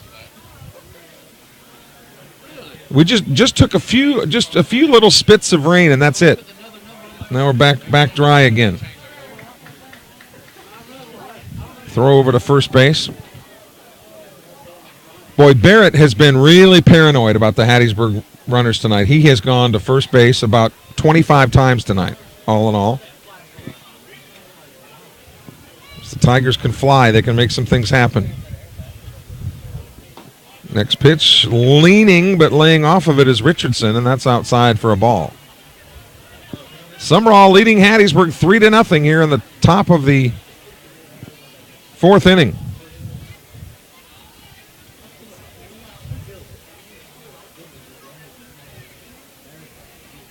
The 1-1 off the plate again. So Barrett beginning to really get his pitch count up a little bit. But again, they had Sanford warming up a little bit earlier. 2-1 the count to Hattiesburg's number 9 hitter, and that's a little shot into the hole. That's a base hit into left field. A little punch and Judy. So Hattiesburg with two-out singles. Has runners at first and second, and here comes Caleb Tart. And that brings Larry Knight out of the dugout. And he will saunter toward the pitcher's mound. And we'll see if early in the season he may have had his pitchers on a pitch count or decide to make a move here. Doesn't appear that he's going to make a move, but certainly discussing how they want to play Tart with Joe Gray behind him. And maybe the idea here is just to get Barrett out of the inning, if he can just get out of the inning. 84 pitches to this point, which that's a good number.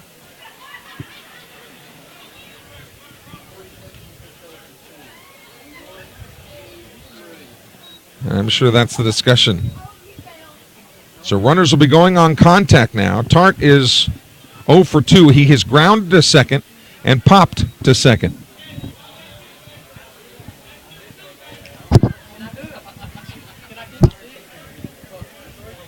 First pitch to Tart is tapped foul at the plate. Tart rather diminutive. Actually, the second base, or Tart, the shortstop, rather.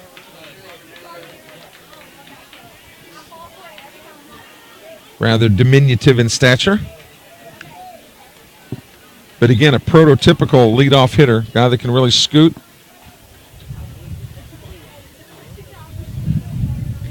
And Reedy, being an outfielder there at second base, you know he can fly. So any base hit would play to run for the Tigers, who trail 3-0 here in the fourth. The 0-1. Off speed. Out. A ball and a strike. Hunter Barrett would really like to get this out.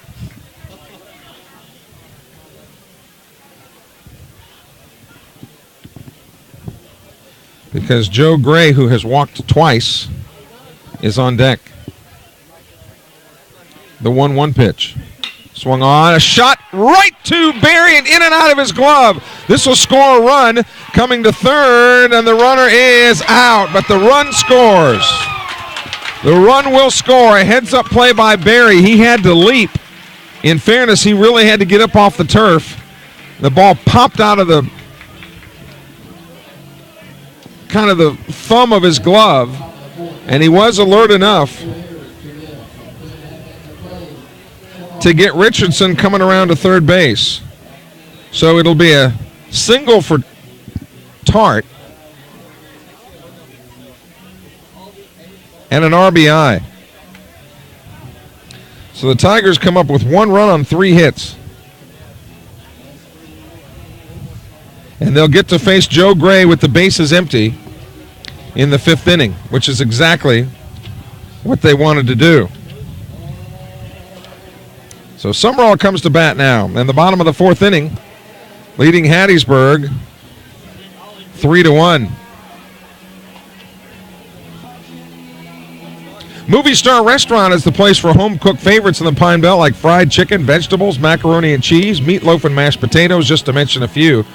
Movie Star is also the place for all of your catering needs. Movie Star offers off-site catering for all of your events, corporate events, weddings, showers, birthdays, and more. Choose from favorites on their catering menu and leave the cooking to the pros. Movie Star Restaurant, Old Highway 11 in Hattiesburg. Kelly Sander with you on a Monday night, a breezy Monday night at Larry Knight Field in Sumrall. And Mason Story is the story right now as he comes to bat here in the bottom of the 4th inning. Sumrall trying to extend a 3-1 lead.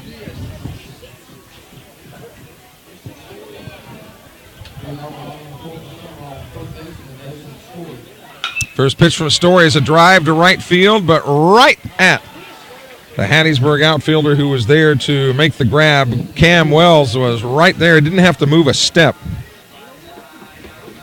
But Story got some good wood on it, or barreled it up, as they say.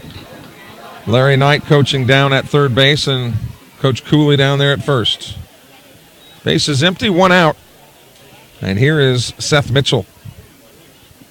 First pitch to Mitchell is high and inside. Seth struck out swinging in the first inning. A.J. Stinson on the hill for Hattiesburg.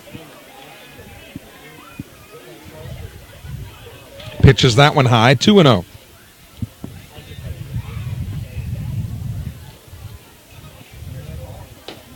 There's one on the inside corner. Tanner Morgan, the shortstop, on deck. Beautiful night here in Sumrall, and so far the Sumrall fans are liking what they see. 2-1 pitch is low, 3-1.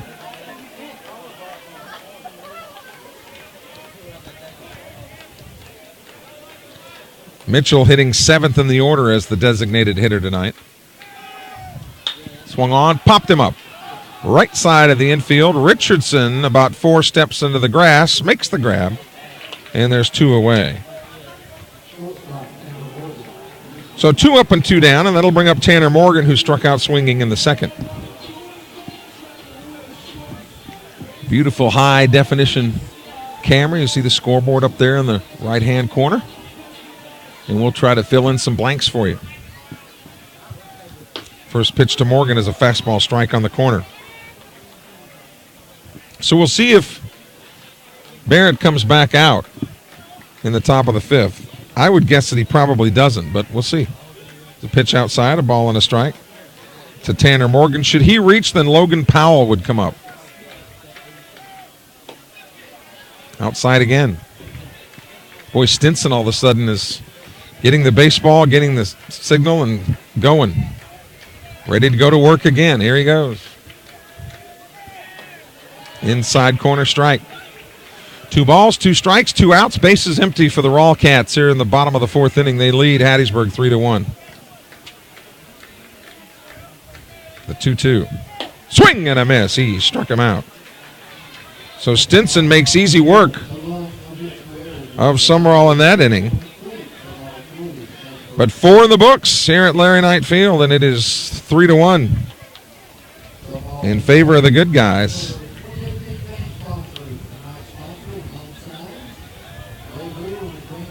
And Grant Reddy is ready to pitch for Sumrall. He gets the baseball here now. And welcome to the 2018 season, Grant Reddy. The first guy you get to pitch against is Joe Gray.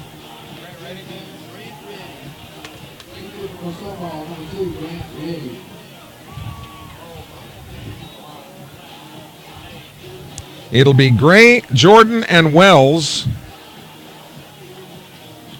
in the top of the 5th in a game that's zipping right along here. It's kind of surprising as early in the season as we are.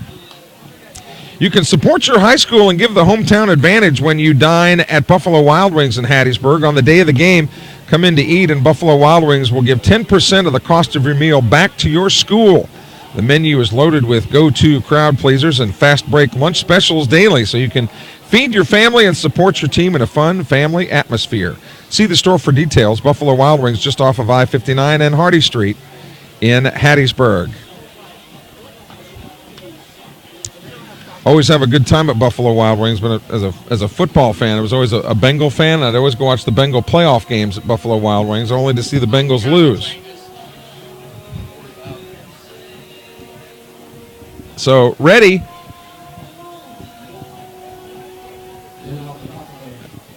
Comes in to relieve Hunter Barrett. But what are they? He went to third. Who? Hunter. Hunter went to third. Billy went to right. Garrett went to center. Logan went to state left. So, Barrett can only win this game.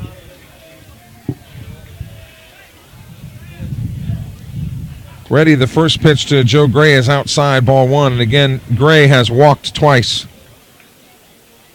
So Barrett moves to third base. Garrett Robbins to center. Billy Garrity out to right. There's an off-speed pitch for a strike. Joe Gray says, wait a minute, they threw me a strike. Now they're pulling him way over for him to pull. 1-1 pitch swung on, and that's chopped foul. 1-2 the pitch, or the count rather, to Joe Gray.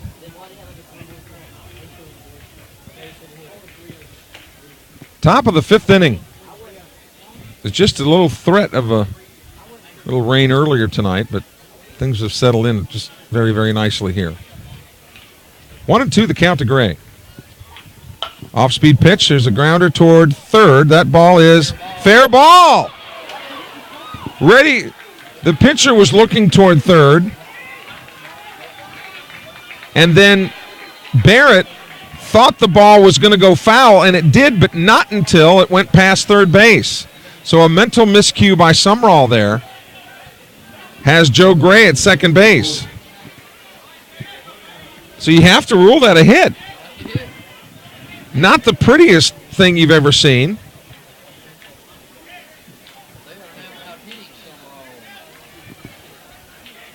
Tigers now with 3 hits last inning and a hit there officially. They now have 4 hits to Sumrall's 3. We'll see how the Bobcats respond now with Dexter Jordan up.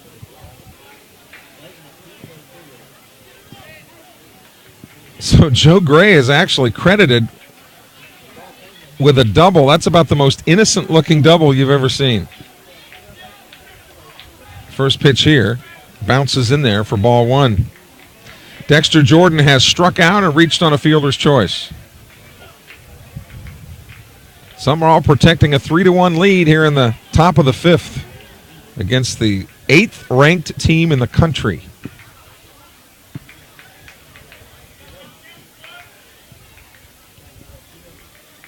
Here's the 1-0. There's a strike. 1-1. Always wondered what it's like to be a high school baseball player in Alaska. The high school season must be about, 3 weeks? Maybe? Now, the hockey season goes on forever, I would guess. Gray doesn't have to go anywhere at second. He's not forced anywhere. Now ready off of the pitching plate. And Crawford wants to go have a talk with his senior pitcher, Grant Reddy, 6 feet, 190 pounds.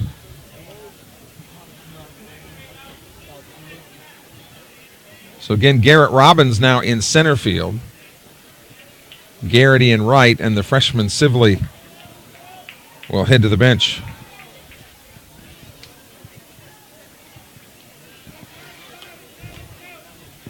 Reddy staring down Dexter Jordan here. He's got him at a 1-1 count. Hattiesburg with more hits, but Sumrall with more runs. The 1-1 pitch. Off speed, and that just missed. Wow. 2-1 the count now with Cam Wells on deck, and Wells has struck out twice tonight. He'll be looking for the golden sombrero. A 3-strikeout night. Well, he won't be looking for one, but he's a candidate. Getting the sign now, ready back off of the pitching rubber. Sumrall back in action on Friday, weather permitting. Of course, it would take a lot to not be able to play on this field.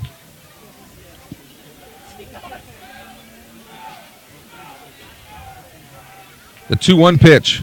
Swung on. Here's a drive to left center field. Going back to center is Robbins, and that ball is off the base of the fence. Gray rounds third. He will score. Dexter Jordan comes flying to third. The throw is not in time. That's a triple. And Hattiesburg has cut the Sumrall lead to 3-2.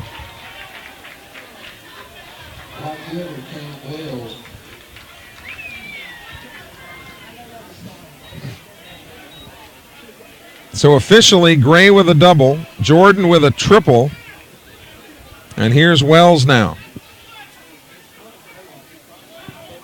3-2 baseball game. Sumrall leads this game, and Wells up to bat.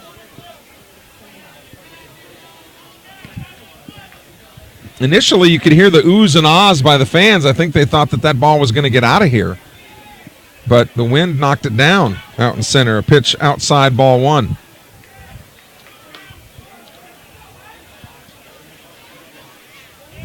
This Bobcat team, it'll settle down here. If it can get Wells retired, he's the cleanup hitter.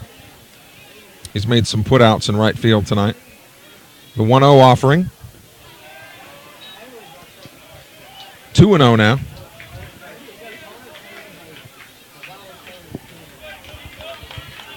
Stinson, the pitcher, is in the on-deck circle. And this Hattiesburg team will have a lot of people following them all year long. When you get the national headlines that you've got, two marquee players like Gray and Jordan. Here's the 2-0. Outside 3-0. It's to be expected. But Sumrall has responded well here. Again, a great test for both of these teams early on. The 3-0 pitch. Swing and a miss. He about tried to air condition this place on that swing. Interesting that Joe Hartfield would let him take a rip on 3-0. When you're trailing by a run.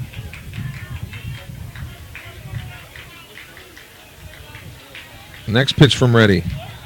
Ball 4, that's low. So every inning, and that'll bring Larry Knight out of the dugout. Each inning, the Bobcats have issued at least one free pass to the Tigers.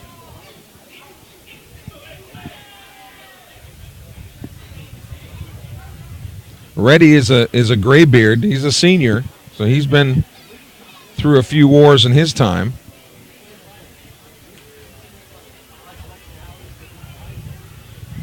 But Larry Knight can break down pitching mechanics and pitching strategy like nobody's business. Of course, Larry Knight, one of the famed Knight boys. His brother Steve Knight, the Mississippi Sports Hall of Fame basketball coach at William Carey University. His older brother having a great season at Carey. They're tied for first in the SSAC with Dalton State as we speak. So Knight back to the dugout. And the Tigers have runners at the corners with nobody out. And here's Stinson.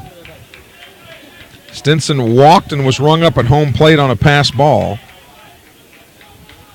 And he grounded out to third base, or first base. It's interesting how Stinson is kind of scraping home plate with his shoes when there's no dirt there. It's just carpet. Throw over to first, runner back in time. You'd have to think that with no outs, Sumrall would love to get the ground ball and potentially turn the double play. It'd cost him a run, but at least it would just be the tying run.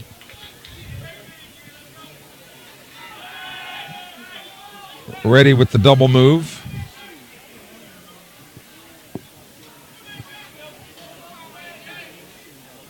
Stinson batting in the fifth. Hattiesburg trailing 3-2. First pitch swing and a miss. Boy, he really pulled the string on that one, and Stinson was way ahead of it.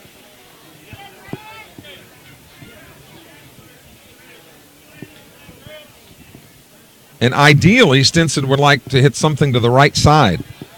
Anything to the right side would score Jordan.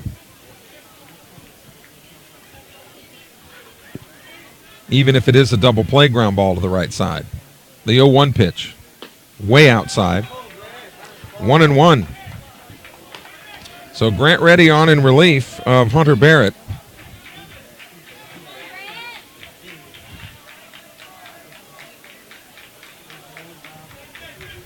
Halen Sanford was also warming up earlier. The 1-1 pitch, swing and a miss. Actually might officially have been like a foul tip. Might just got a piece of it. So Stinson at the plate with Latrell Johnson, the DH, on deck.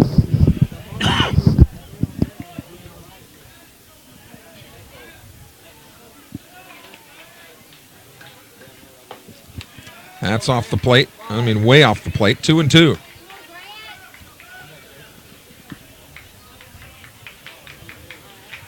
Reddy also part of that Shannon White football team. I think he was the punter of the football team. The 2-2 pitch. Swung on. Here's a slap. Ground ball to short. To second for one. On to first. Double play. But that's only 2 outs. The run scores. But again, exactly what we talked about. Sumrall will give up that run to get the double play. 6-4-3. 2 outs, bases empty, but the Tigers have tied the game. And here is Latrell Johnson. That's exactly what the doctor ordered right there. The worst thing that could happen was that the Tigers would tie the game, and that's what they did. First pitch from Reddy. This one is a little chopper up toward the hole. Barry to his right, can't handle it. That'll be a hit. Because that ball was up the middle. That's another hit for Hattiesburg now. The Tigers with 3 in the inning and 6 overall. The line score, Hattiesburg 3 runs, 6 hits, 2 errors. Sumrall 3 runs, 3 hits, no errors. And Brandon Knox, the catcher, is the scheduled hitter. And Hicks will do the running. Hicks, the pinch runner for big Latrell Johnson. So 2 outs in the top of the 5th inning. Sumrall got 2 in the first, 1 in the third. Hattiesburg got 1 in the fourth, 2 here in the 5th. We're tied at 3. Brandon Knox put down a sacrifice bunt and grounded to short. Grant Reddy, the second of 2 Sumrall pitchers.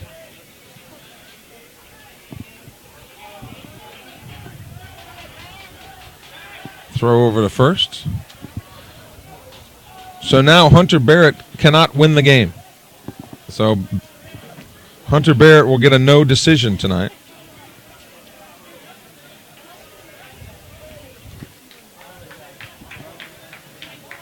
Grant Reddy just kind of seems a little fidgety on the mound tonight. Might be, even though he's a senior, might be, the first game jitters here, and you are playing, according to the pollsters, one of the top teams in the state. Showing bunt. Throw to second base is not in time. And then he overslid for second base and was tagged out on the follow-up. And Hicks is not sure about that. But the call goes that way, so Knox will get a fresh count when he comes to bat in the 6th inning. But the Tigers come up with 2 runs on 3 hits. There was a walk. And again, Knox will come back up to bat in the top of the 6th inning. Sumrall will send hitters 9, 1, and 2 to the plate in the bottom of the 5th inning.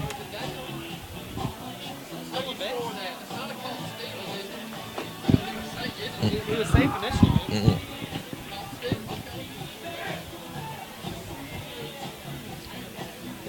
Yeah, you're wondering about the scorebook play on that. The reason it is considered a caught stealing play is because the play wasn't complete until the play was over. And once the play was over, then you make the ruling it was caught stealing.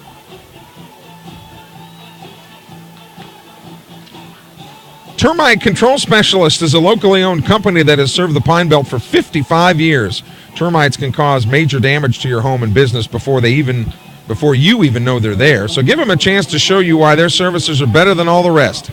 They specialize in termites but offer pest services too. Well, all sorts of termite services, including pre-treatments for new construction. Call Termite Control Specialist at 261-5200 for a free estimate. That's 261-5200. Logan Powell, Zane Berry, and Graham Crawford to the plate for Sumrall here in the bottom of the 5th inning. A.J. Stinson has gone the distance for Hattiesburg tonight.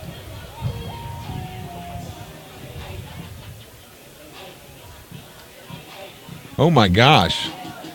Hey, Baby, how many years does that song go back? Hey, Baby. First pitch. Fastball strike. I mean, a blazer down the middle to Logan Powell. I can't remember who sang that. Was that a little Bow Wow? Here's the 0-1. Strike 2, a fastball on the corner. Logan Powell hitting 9th in the order, just being challenged by Stinson to hit it. 2 fastballs. Here's the 0-2 pitch. Came right after him. Bounced outside. 1-2 to Logan Powell. Then the always pesky Zane Berry. Pesky if you're a Hattiesburg fan. Effective if you're a Sumrall fan. 3-3 baseball game here in the bottom of the 5th inning.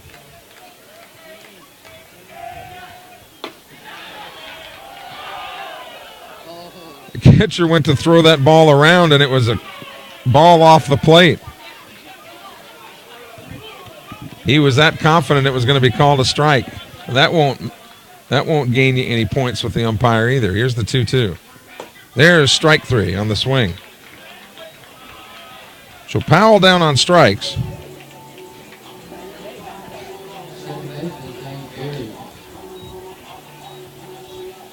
Fifth strikeout of the night for A.J. Stinson, and that'll bring up Barry, who has singled and scored and popped to first base. He's 1 for 2. Sumrall and Hattiesburg, 2 of the best teams you'll see in the state.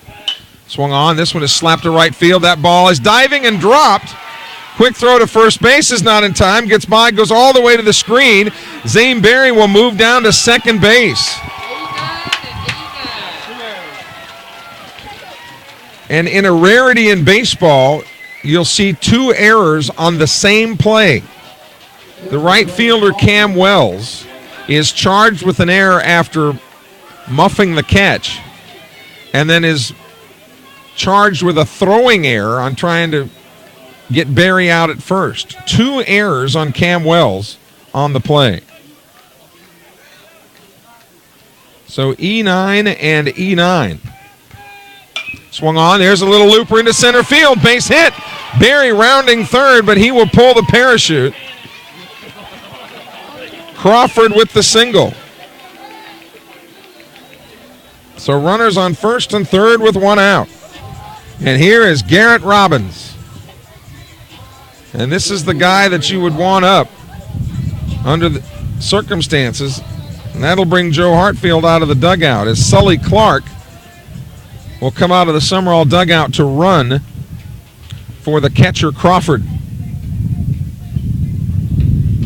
You know, we talk about catchers not being very good runners, but when you look at major league managers in the pros, catchers are by far the most effective when it comes to win-loss records. Catchers, managers in the bigs who used to be catchers have a far higher winning percentage than any other player. And you look at some that are currently doing well. Bruce Bochy with the Giants has a couple of World Series rings. Joe Torre, of course, forever with the Yankees. Joe Girardi now with the Yankees. Jim Leyland was a catcher with the Tigers. He used to manage the Tigers. Mike Scioscia with the Angels. Catchers everywhere. So here's Robbins. He has walked and scored and popped to the shortstop. Runners on the corners here for Sumrall on the bottom of the fifth with one out. And catcher Brandon Knox giving the defensive signals for Hattiesburg here.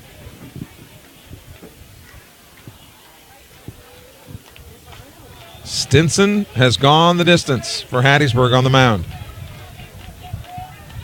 Power against power here.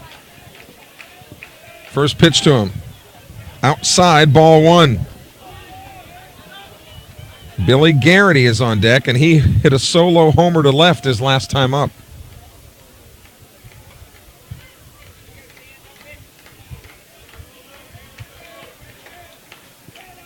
Throw over to first base, and Sully Clark is back in time.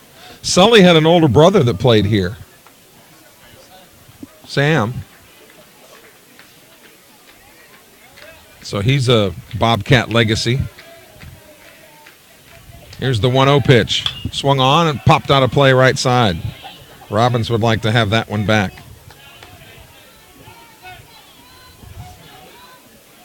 Garrett Robbins about 6'2", still growing.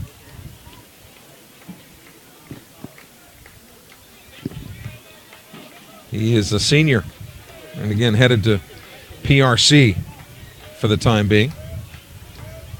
1-1 pitch. Swung on. There's a shot to third base. Only play will be to first. It is a throw out at first base.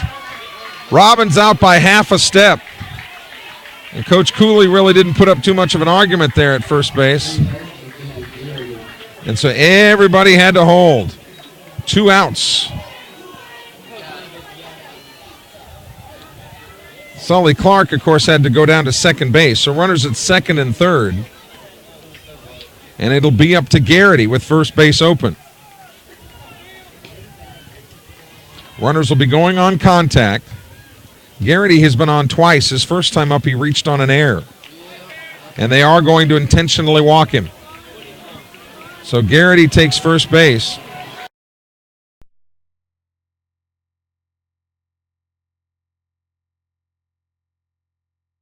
People can boo that decision by Joe Hartfield, but strategically, that's the play. With first base open, you have no choice but to put Garrity on base.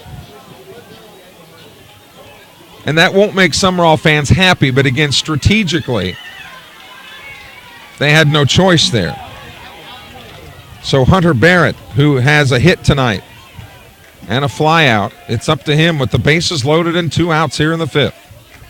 First pitch to him. Outside, ball one. The problem with the intentional walk is that there is no room for error by Stinson. You can't walk anybody now because there's no place to put him. Mason Story is on deck, and he has barreled up a couple tonight. 1-0 pitch. That's high and away. 2-0.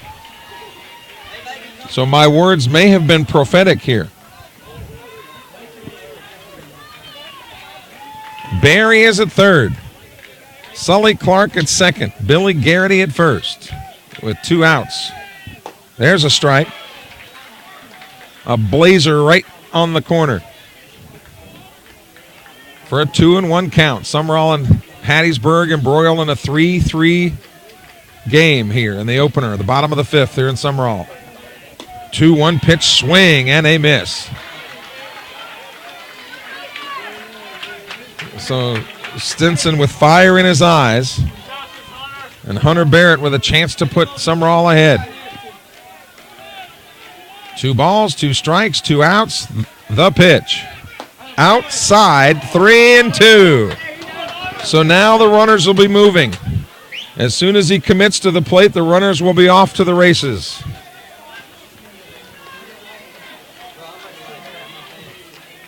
The pitch of the game coming up. Hunter Barrett, the hitter. The pitch by Stinson. High and inside, ball 4.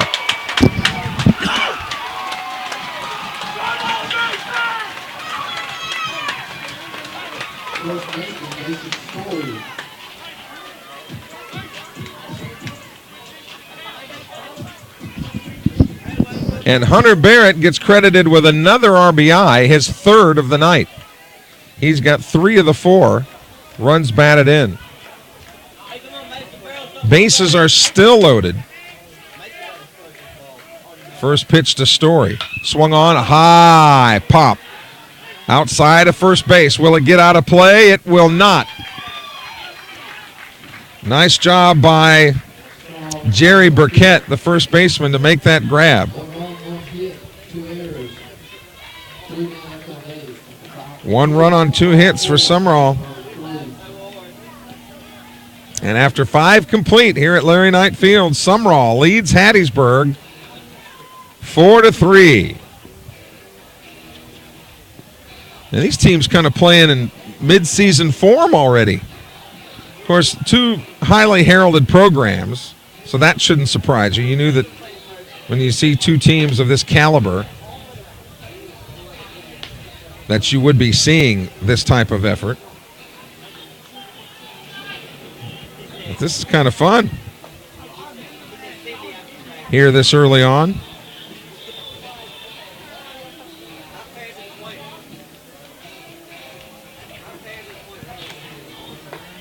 Forest Funeral Home, one of the sponsors of Sumrall Bobcat Baseball. They believe that moments we celebrate and even life's trials shape how we should be remembered.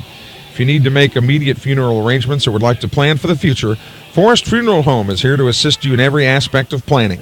Forest Funeral Home strives to meet or even exceed your expectations and ease your burden. Call Forest Funeral Home today, 264-1816. That's 264-1816. Or forestfuneral.net.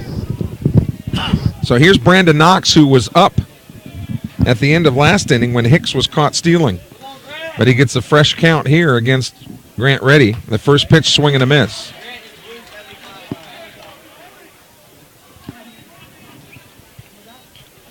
Knox, Reedy, and Richardson, 7, 8, and 9 here in the top of the 6th. Swung on, that's tapped foul outside of third. So Reddy ahead in the count here. 0-2 as the Tigers bat in the top of the 6th inning. Sumrall answered the 2 Hattiesburg runs with one of its own in the bottom of the 5th. Tried to get him to chase, and that's outside, 1-2.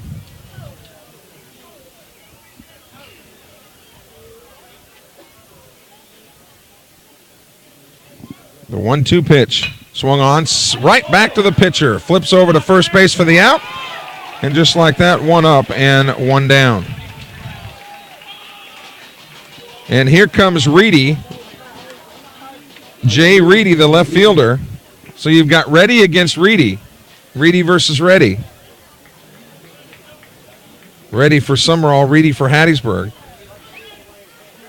The outfield for the Bobcats is Powell in left, Robbins in center, Garrity in right. The infield is Barrett at third, Morgan at shortstop, Barry at second, Story at first, and the battery right now, Reddy and Crawford. Here's the 2-0 pitch. There's a strike on the corner, inside, 2-1. Bases empty, one out here in the top of the 6th inning. Sumrall and Hattiesburg doing battle. Here's the 2-1. Swung on. This one's lifted to right field. Tracking it there is Garrett. To his left. He puts that one in his back pocket for the 2nd out. So 2 up and 2 down, and that'll bring Richardson to the plate.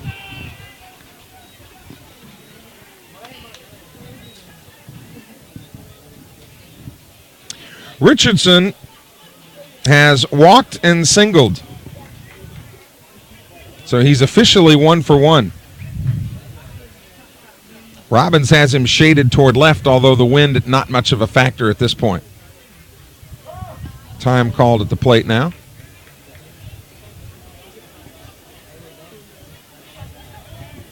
Another season of baseball is upon us. How about it? Swung on, shot right back towards second. Barry is there to his right. Quick throw across the diamond, and they get him.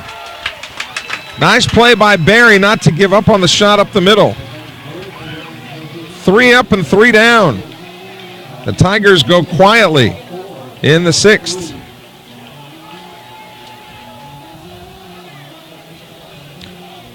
Sumrall will send the scheduled hitters, Mitchell, Morgan, and Powell to the plate when we return in a moment.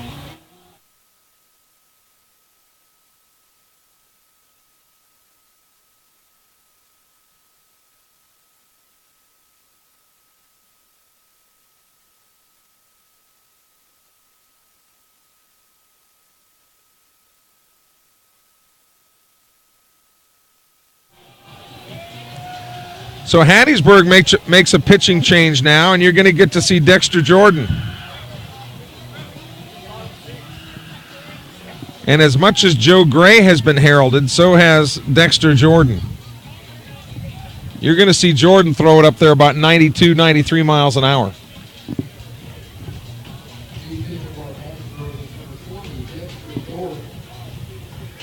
And Seth Mitchell, Tanner Morgan, and Logan Powell are getting ready to see some major heat.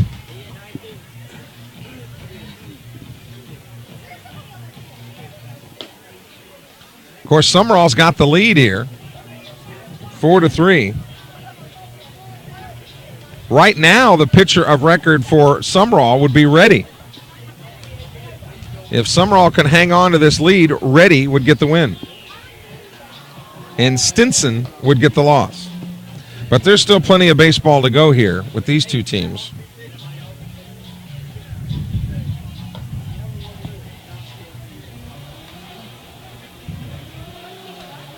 So Dexter Jordan.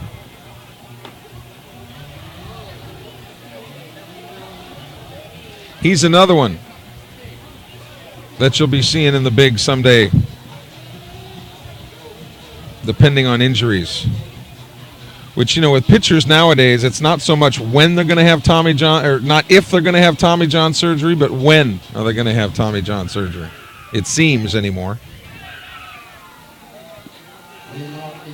And pitchers who are able to avoid it are really especially blessed. All right, so here's Seth Mitchell. He struck out in the first and popped to second in the fourth. And if you're Joe Hartfield, the coach for Hattiesburg, this is a real easy series of pitches to call. Fastballs until you're told anything different, and there's one in there for a strike.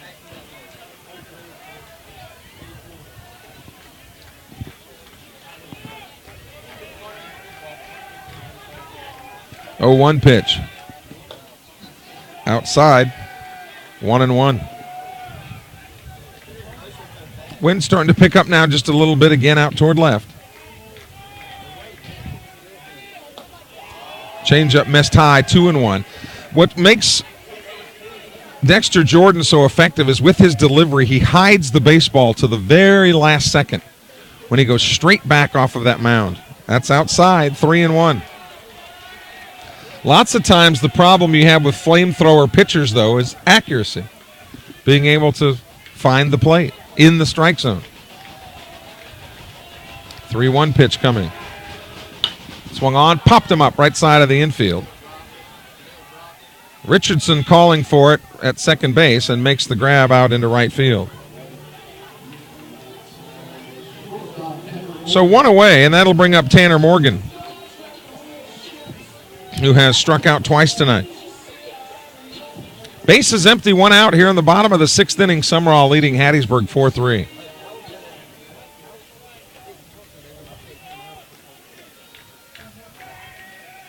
First pitch to Morgan, high and away, ball 1. Looking ahead to the Hattiesburg 7th, the top of the order for them. Change up too high, 2-0.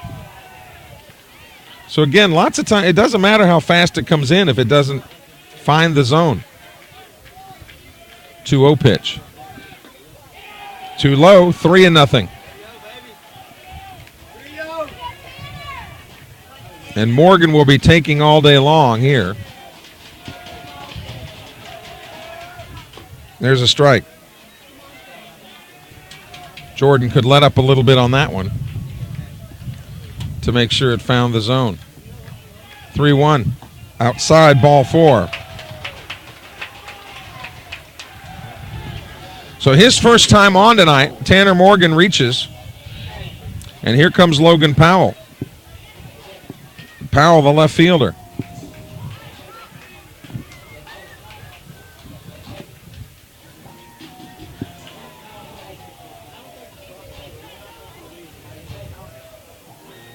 That's got to be, that Abebe's got to be Logan Powell's walk-up song, yeah? Interesting choice for a youngster, pulling an old song like that out of the hat. Powell trying to get Morgan around, throw to first again. Runner back in time.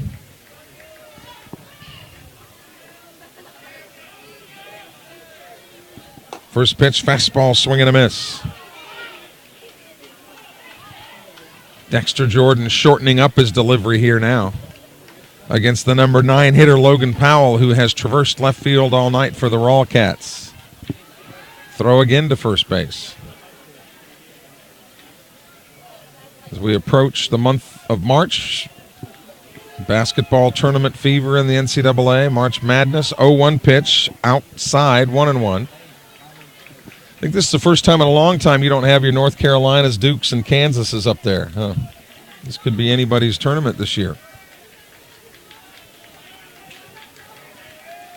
The 1-1 count. Swing, it's a check swing foul. 1-2. So Jordan going from about 93 to about 71 on his change of speeds. 1-2 pitch. Got a piece of it and fouled it into the screen. So 1-2 the count. Sumrall of the 4A classification, Hattiesburg in 5A. The 1-2 pitch. Swing and a miss. Pulled the string and got him on strikes. So 2 away, and it's up to Zane Berry. Berry's 1 for 3 with a couple of runs scored.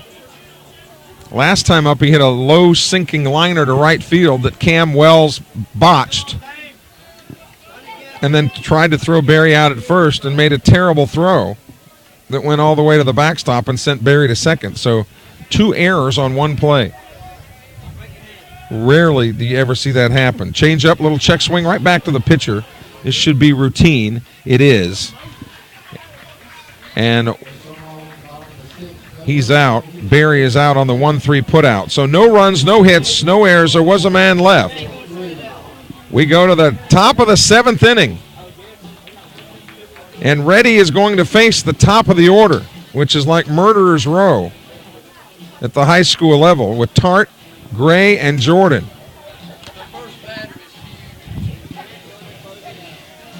You certainly want to get Tart out. If you got Tart out, it would be sweet. Because then you would have Gray and Jordan to be faced with empty bases. We love to have the play on words around here, don't we? So it's up to Reddy to win this game for himself on the mound. And he'll have to earn it. As again, he'll face hitters 1, 2, and 3. And it would be interesting to see if they're able to get Tart, what they would do with Gray with the bases empty. But let's not put the cart before the tart, so to speak. And the rain has started to fall again here in Sumrall, albeit very lightly. Top of the 7th inning. Sumrall leads it 4-3. What a game.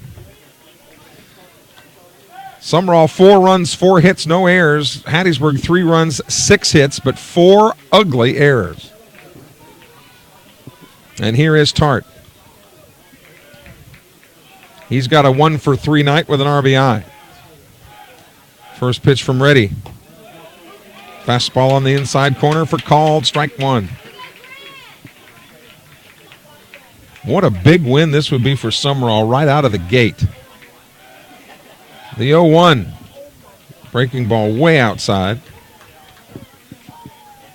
But now after those few spits of rain, quiet again. The 1-1 count. Strike at the knees. 1-2, and the Hattiesburg folks thought that was a little bit low and perhaps needed a sand wedge. But the only opinion that counts is Bernard Shaw's 1-2 pitch. Blocked outside to even up the count at 2-2.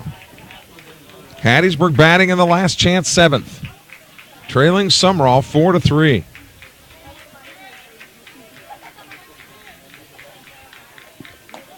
Inside 3-2. Boy, big pitch coming up. Because it would almost, if he happens to walk him, it would almost force you to pitch to Joe Gray. The 3-2 pitch. And it hit him. Wound up hitting him. Inside.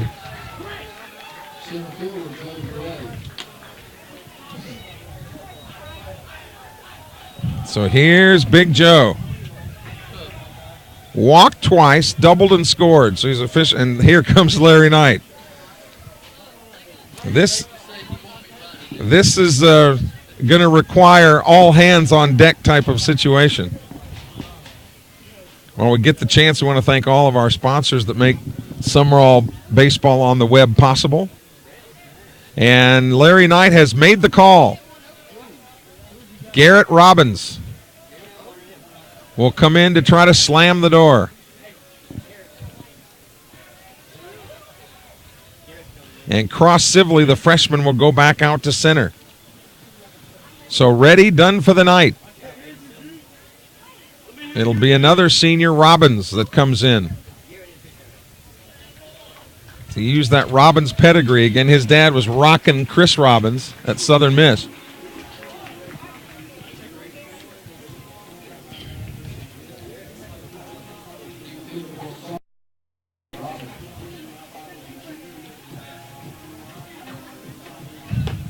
I said that Robbins was one of 3 Robbins brothers whose names all begin with G. It's Garrett, Grant, and Graham Robbins. Robbins, a consummate professional in the offseason, in the weight room and running and doing all the things that he needs to do. Does not play basketball, does not play football. He is a baseball guy. And very serious when it comes to baseball. And you're going to see this matchup coming up between Robbins and Gray. Robbins slated to go to Pearl River, but he's got great things ahead of him after that. And Joe Gray may be on the doorstep of greatness even in his senior year in high school. So this will be a matchup for the ages, with potentially the game on the line, with Sumrall leading at 4-3. And Robbins having to face Joe Gray and Dexter Jordan, who between both of them in maybe 5 or 6 years, about 14 digits worth of zeros after whatever number's the first one. So this will be fun.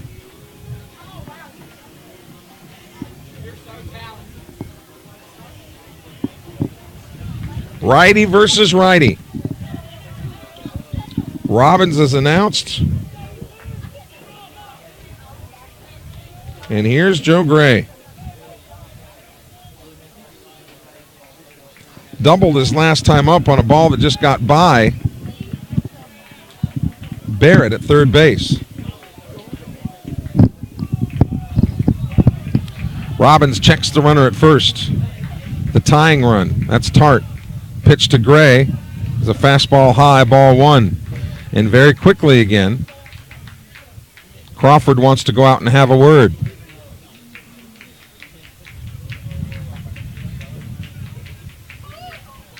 Garrett Robbins, if you ever have a chance to talk with him, very, very businesslike, very quiet,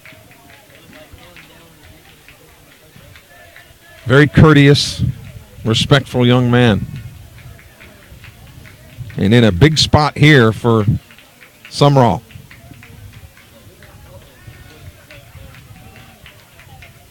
He checks the runner at first base. Here's the 1-0. Fastball fouled into the screen. Power against power here. Robbins was a member of that Oak Grove Mojo team some years back that John Rice Plumlee was on. John Rice Plumlee, the quarterback at Oak Grove that's getting all the SEC offers, also a teammate of Dennis Jackson from here in Sumrall. Dennis Jackson will rejoin this baseball team once the basketball season is over. So they had some players on that team.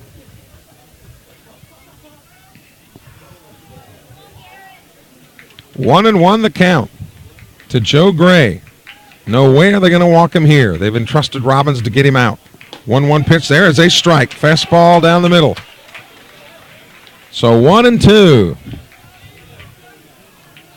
with Dexter Jordan on deck, so the water doesn't get any more shallow regardless of what happens here. Tying run at first base and the likes of Caleb Tart. Robbins gets the sign. Checks the runner. The 1-2 pitch. Just missed inside, and I think Crawford thought he had it. Little off speed, 2-2 the count now. But with the reputation that Gray has, anything close, he's going to get the call. Gray will get the call, which really makes him even a better hitter because then the only thing he'll have to swing at are the meaty ones. 2 balls and 2 strikes. Garrett Robbins in to try to get the save for Reddy. Throw over to first again.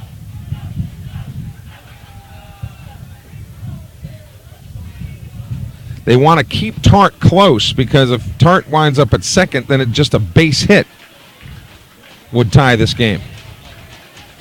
That's why they're paying such close attention to him. He reached after being hit by a pitch. The 2-2. Too high. 3-2. Robbins, a cool customer.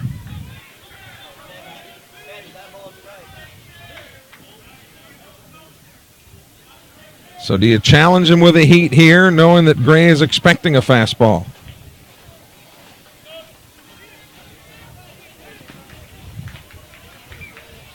The 3-2 pitch.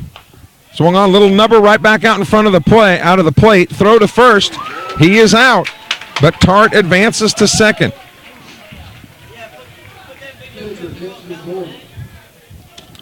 So now here's Jordan. Now strategically, do you walk Jordan to set up the double play and take your chance with Wells? This is what they pay Coach Larry Knight the high altitude dollar for, to make a decision like this. But you would think by bringing Robbins in, you're not going to give anything away. You're going to make them earn it. Dexter Jordan with a triple his last at bat. And now they are going to put him on.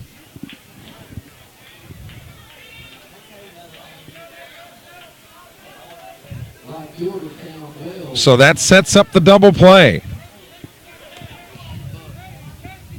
And Wells has struck out twice and walked. He's officially 0 for 2. A gapper here would be perilous for Sumrall with the speed on the bases. So the Sumrall outfielders are on alert. Wells hitting cleanup for Joe Hartfield, although hasn't done much tonight. Garrett Robbins on to really earn a save.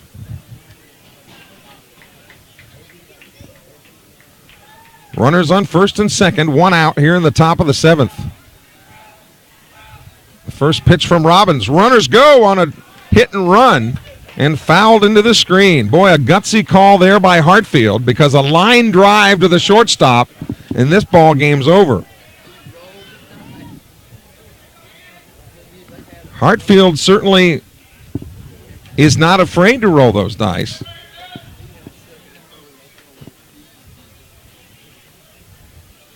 And we'll see now if they do the same thing. That was more of a hit and run. It'd have to be a straight steal. And Robbins making sure that everyone is where they need to be. The Sumrall bullpen is quiet, so is the Hattiesburg bullpen. It is in the hands now of Dexter Jordan and Garrett Robbins.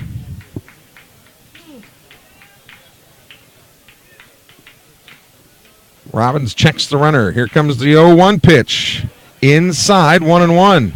And again, Crawford wants to go out and talk to Robbins. Something is not jiving as far as signals or something there, because Crawford and Robbins have talked twice now. Should Wells reach, then A.J. Stinson, who was the starting pitcher, would come up to bat, as Hattiesburg bats in the top of the 7th. Sumrall leading 4-3. Tart is at second. Jordan is at first. And a 1-1 count to Cam Wells.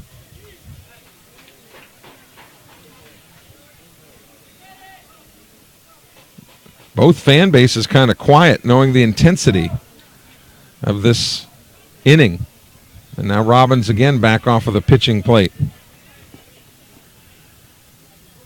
The cleanup hitter for the Tigers up to bat, with a chance to plate the tying run. The 1-1 pitch. Outside, 2-1. And now the catcher wants to go and talk to Robbins again.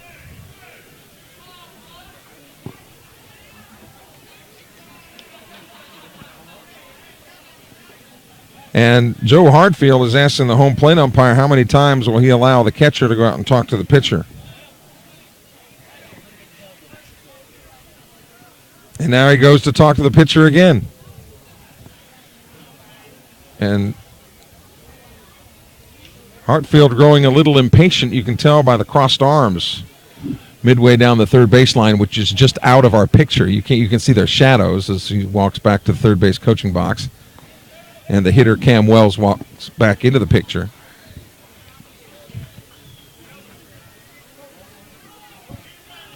Two and one the count. To say that Robbins is working deliberately is an understatement.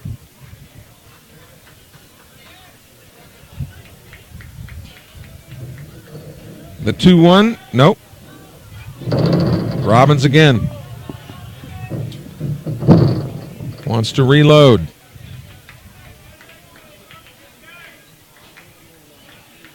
No wind to speak of now. The flag limp in center field. There's a fastball on the corner, 2-2. Robbins warming up was in the 88-mile-an-hour range. Again, he can play anywhere. Outfield, smart enough to play infield, and can also pitch. And Robbins has also caught a little bit in his career. So the versatility that he brings to any team as time now is called at the plate. So Cam Wells wants to make him wait a little bit. But the versatility that Robbins brings to any team is so valuable, because you got to have some of those guys that can play just about anywhere because of injuries and whatnot. Here's the 2-2. Swing and a miss. He got him. 2 outs. And it's down to 1 out for Sumrall. And here's Stinson. And again, Stinson manicuring the carpet. I guess just out of habit, they'll take those cleats down there and scrape that dirt, but there is no dirt here at Sumrall. It's carpet. Runners at first and second. They'll be going on contact. Robbins peers in at Crawford. Here's the pitch. Swung on. Chopper, look out. Shortstop's got it. Play to first base. In time, and Sumrall has beaten the 8th-ranked team in the country. 4 runs, 4 hits, no runs for Sumrall. 3 runs, 6 hits, 4 errors for Hattiesburg. The winner for Sumrall is Grant Reddy. Garrett Robbins gets the save. Stinson the loser for Hattiesburg. Our next webcast for Sumrall will be this Friday afternoon when the Bobcats take on the Taylorsville Tartars as part of the Oak Grove Invitational. Sumrall wins it tonight 4-3 over Hattiesburg. What a great opening game for both teams. Thank you for joining us. I'm Kelly Sander. We'll be with you all season long. For producer, director, and engineer Jeremy Thompson, thanks for joining us. You've been watching Sumrall Bobcat Baseball.